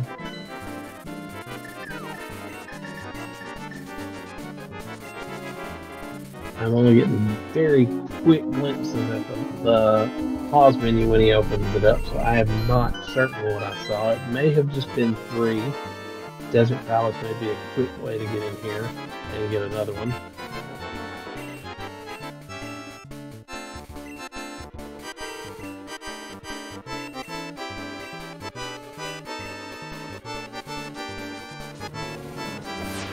Ooh.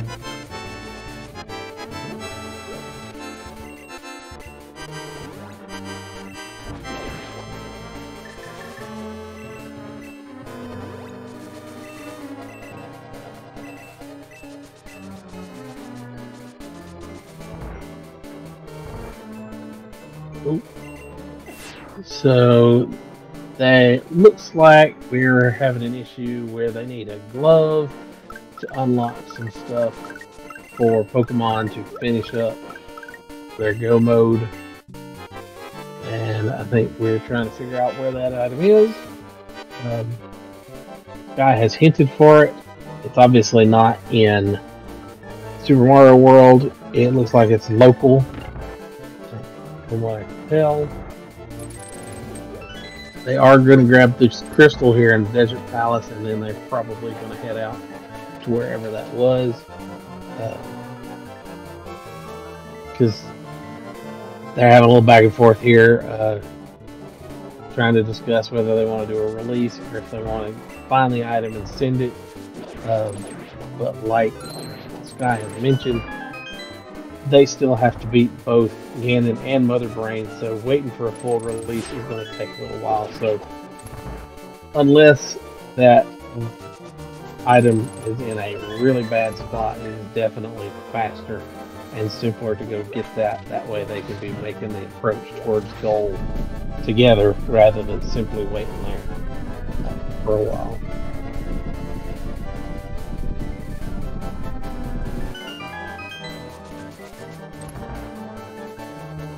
Heading into Land Molus. These guys have showed up in just about probably half the Zelda games there's been, maybe more. Definitely very prominent in the early games.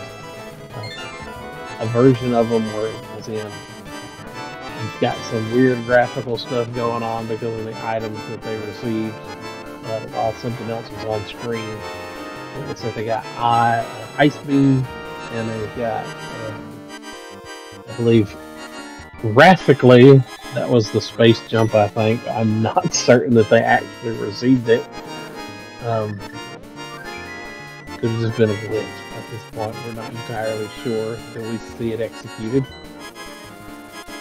So they headed down to Lake Hylia for what I presume is their own power glove, so that they can then. And now they're getting a whole bunch of. Now they're getting all that where they did the collect or the release from the other game. So they're going to sit here and go through several dialogues for a while. Brew chat was received. Excuse me, trying to swallow my own tongue apparently. Pieces of heart piece, containers. Let's see, where does it look like they're going? Try and get this item. Spring ball. Double. Let's receive all this stuff here at the end. I'm just going to keep getting it on and off. It's odd that it keeps getting broken up instead of just spitting and running straight for forever. Because as you can see, Pokemon has nothing they can do at this moment, so they're just kind of sitting there chilling in the meantime. But it's definitely not Pokemon sending more things to them. Just now received Charge Beam. I believe that was an item that they started with. Yes, checking their settings now, I do see that they started with it. When you start with certain items, some games have a setting where you actually remove them from the potential item pool entirely, but the default option is simply that you get a duplicate. So you'll find another item that essentially does nothing at some point, and you start with the item instead. Useful for certain things, like in this case we wanted to be able to move faster in Super Metroid, so they started with a speed booster. They didn't want to have to farm a whole bunch of ammo, so they started with a Charge Beam, that sort of thing. One of the things that I am tempted to start some of my games with, and they would have the Power Glove he was looking for, so they can now go do the chest in the Dark, or not the Dark World, but the it is the Dark World, excuse me. It is the Dark World, but it's where the Smithies are. I got that backwards. I don't think they've saved the Smithy yet, so I think they do need to do that first before the chest will show up. But it's possible I missed that as well. But as I was mentioning about starting items, one of the things that I would start with, and say one of my games would be like Link's Awakening, where the Power Bracelet locks basically half the game or more, away from you, so it's one of those things you might want to start with so that you've got more to explore from the beginning. I don't really like starting with things in general, so it's more likely that I would figure out a setting to where it starts sooner. Not necessarily that I would start with it, but it would be in perhaps, you know, there are settings where you can specify that it's in an early location rather than just a specific location. But you can also plan things. It's what we call plando, portmanteau, planning, and rando, where you can place items specifically where you want to be. So you can make interesting little situations for those where, you know, okay, you have to go here and get this thing before you can go and do this thing. So it's interesting what kind of concepts you can come up with that and put things in specific places to basically, you know, force everybody to maybe play a game in a vanilla way, but where you get different items and not what you would get in vanilla. You get somebody else's items, but it's in a location you're supposed to visit normally. So, just got the purple chest to send the Thunder badge. That gets him all 8 badges. That should be go mode for him. So he'll have to go in here. I'm assuming he'll have to take on the Elite Four. Finish that off. It looks like he's getting a blue potion before he heads to Ganon. Smart, because you want to be able to not only restore your health if you take a whooping for some reason, but more importantly, especially having the fire rod and not the lantern, he will burn through magic to keep that light on. Not as much as if he had normal magic. He does at least have half magic. It gets really nasty if you don't have half magic and you're having to use the fire rod. You only get, I want to say you only get 5 to 6 shots with the fire rod if you don't have half magic. We're heading to the Great Pyramid here. We'll go up, Ganon's hole will be on top, and he got the super speed glitch. It looks like he'd have a little trouble getting in there, moving that fast. So now it is. This is the rundown. We've got Ganon and the Elite Four. It'll take him a little bit to do Ganon, but it's not a terribly long fight, especially since he's got the Butter Sword, where he can just lay into it pretty quick. Also, very good use for the magic with the cape. He can just sit there and keep wailing on him even when he's attacking. Another good reason to have that blue potion. That does just one-shot Eevee, I do believe. So I missed the first shot on him. One shot. I'm sure it's going to be one shot all the way down. Yep, another one shot.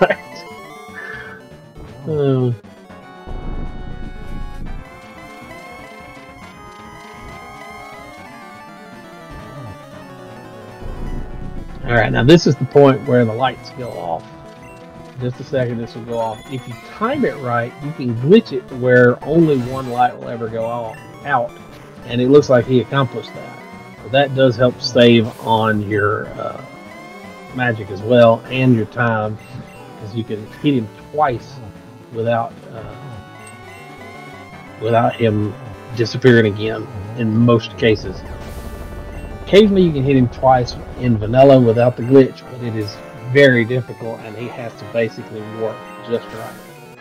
So that is goal for Skyy, assuming they don't do something silly like walk off in a hole, which I have seen happen. It's sad, but it happens. Alright, that warps them out, and they save and quit and head back to Super Metroid, where now they have to beat Mother Brain and then do the escape sequence. It's not, for them, I'm sure it's not a hard attempt to even get to Torian and do all this stuff. I'm sure it's a cakewalk, but it is not a fast process. Even if you're a speedrunner, it is still just a little tedious, because there's some cutscenes that are unskippable and some things like that that you just normally have to do. I'm assuming, again, there are so many different versions of Super Metroid on Archipelago at this point.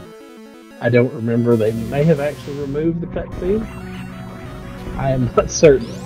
I am not going to risk my career on that one. Sody Pop. I don't even know what Sody Pop does. That's why I don't play Pokemon. That goes over there, still one shot and everything it comes across. It is a absolute beast.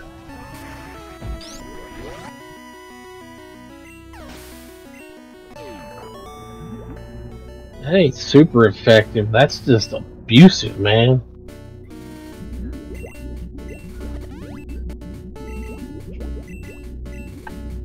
Heading into Torian, I've not paid attention to the Pokemon as much because I'm not familiar. If I knew who the Elite Four, I could give you some idea of whether or not they're 2/3 of the way through, or 2/4 of the way through, or 3/4.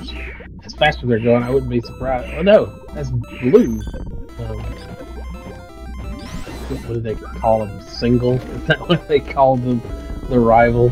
I'm assuming that's a default because I think it said multi for red, and so it would make sense. Single and multi.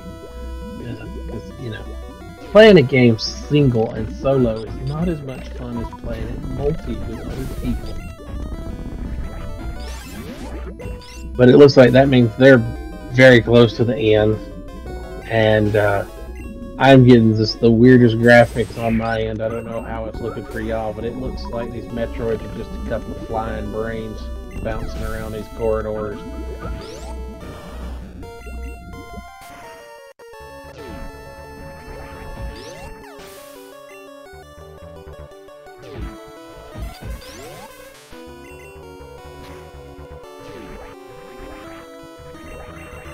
Yep, okay. This one does not skip the cutscene. I was not certain, but I assumed the cutscene was not skippable. I'm not certain I have ever seen a version that's skippable.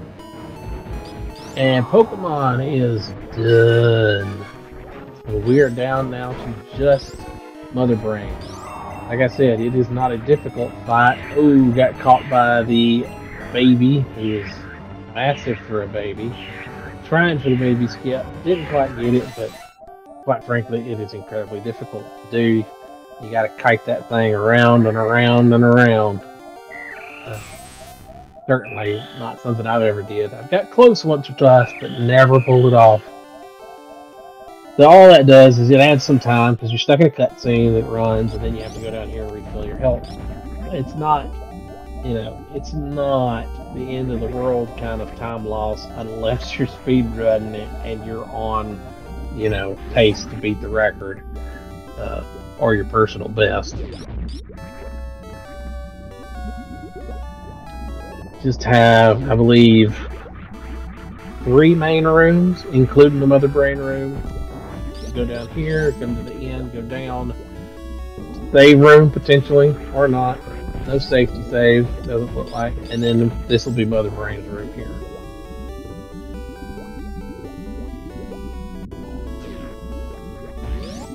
Oh, they're trying for a Shine Spark, I'm assuming.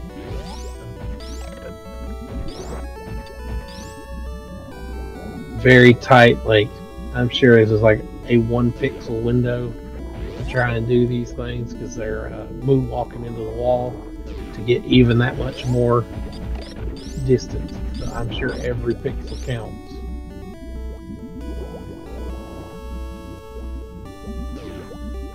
Oh, almost had it. It was there, but didn't land it.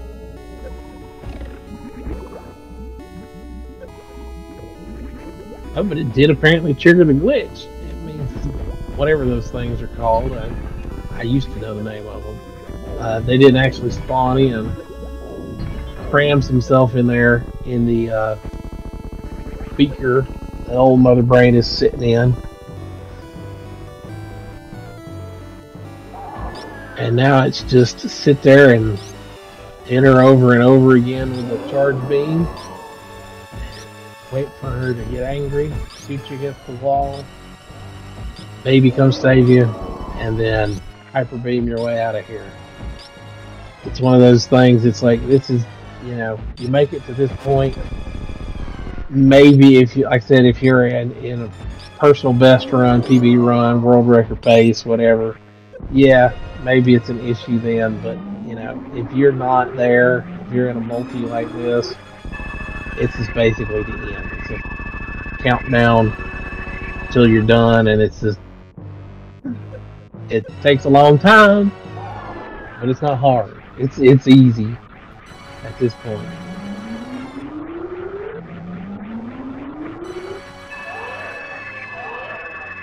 Nice.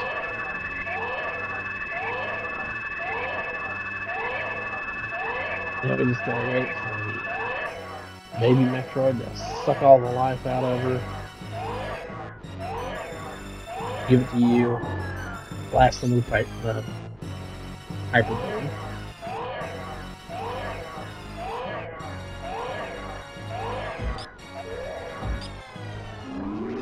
Still getting in them hits, even when she's a statue.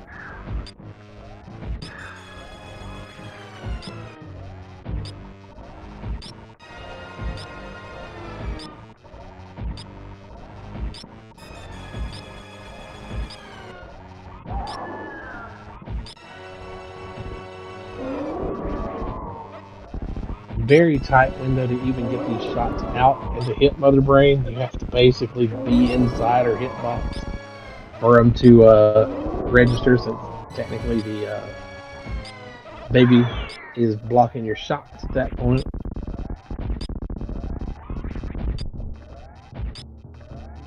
And here we have Hyper Beam, finish her off, and bail during the escape sequence.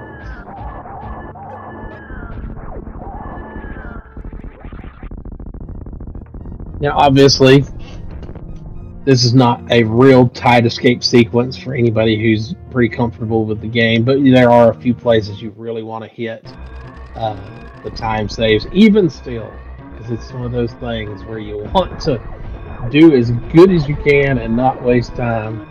It's not going to get you killed if you miss them, but you just feel bad.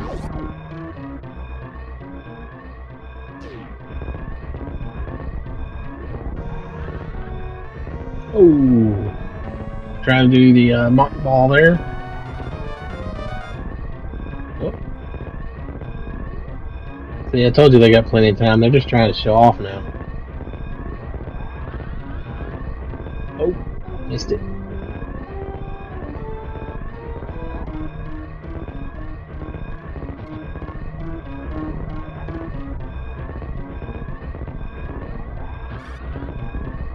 Missed it there.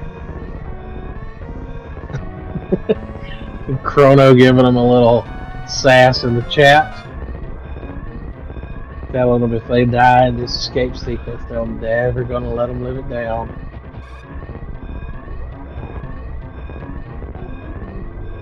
I don't personally know what the cutoff is before you decide to just go the vanilla way, because you're actually out of time. I don't know how long it takes to get out of here.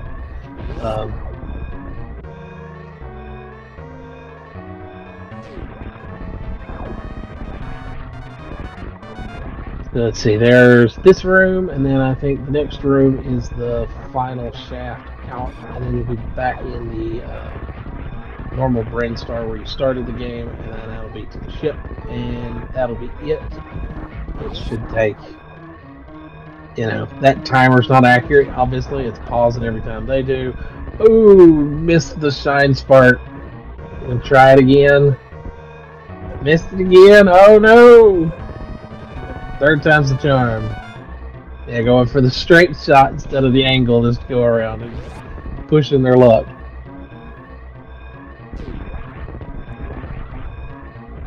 So they go up here, and surely at this point, with as many things as they've tried to show off on with, they're not going to try and save the animals. Oh, nope, yeah, here they go. They're going to try it. They're memeing us. They're trying for the meme run.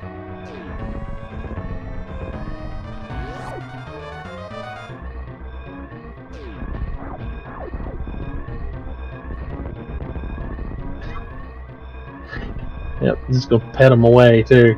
They're really gonna let them. They're really pushing us down to the wire just to do it, just to do it. You're right, Chrono. They are hamming it up. They're just milking it.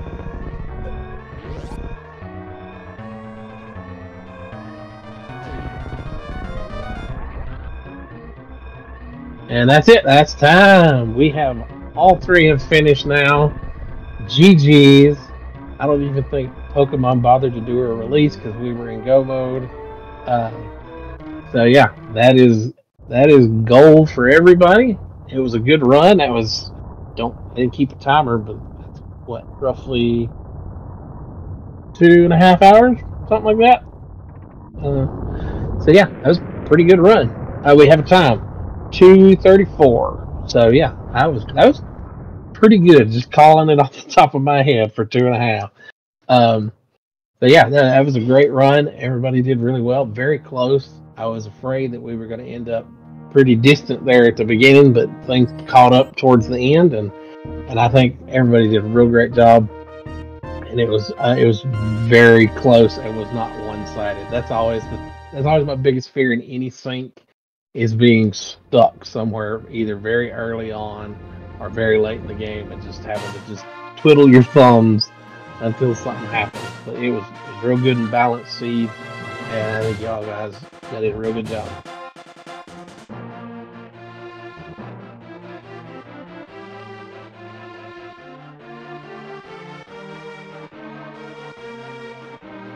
Oh, Star Fox is the ending. I don't have audio on my end. I muted everybody.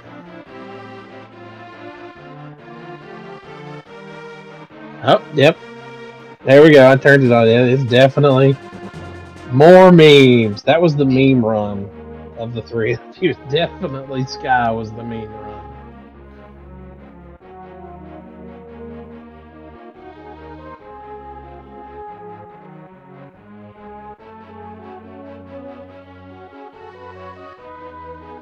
Yep, very close together and very good in your time range. 2.5, right in the middle.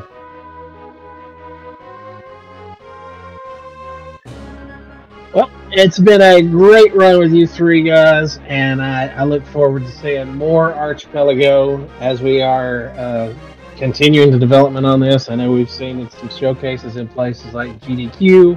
They've been doing a couple showcases, not on the main stage quite yet, but they're getting there. You know, we've got games, like I said, we've got oodles and oodles of games in development. Zelda likes, Castlevania likes, Metroid likes, we've got some rogue likes, we've got, you know, if you could think of it, we've probably got something that's at least in that genre for you to take a look at. I believe we have, is it Dark Souls or Bloodborne 1? We've got some Souls-like stuff in here, like first-person shooters. It's all out there, and just more to come. We've got stuff that's developing fast and quick and hot and heavy, and you never know what's going to be in there from one release to the next. But you know, that's all we've got for now. I'll hand it back to the host.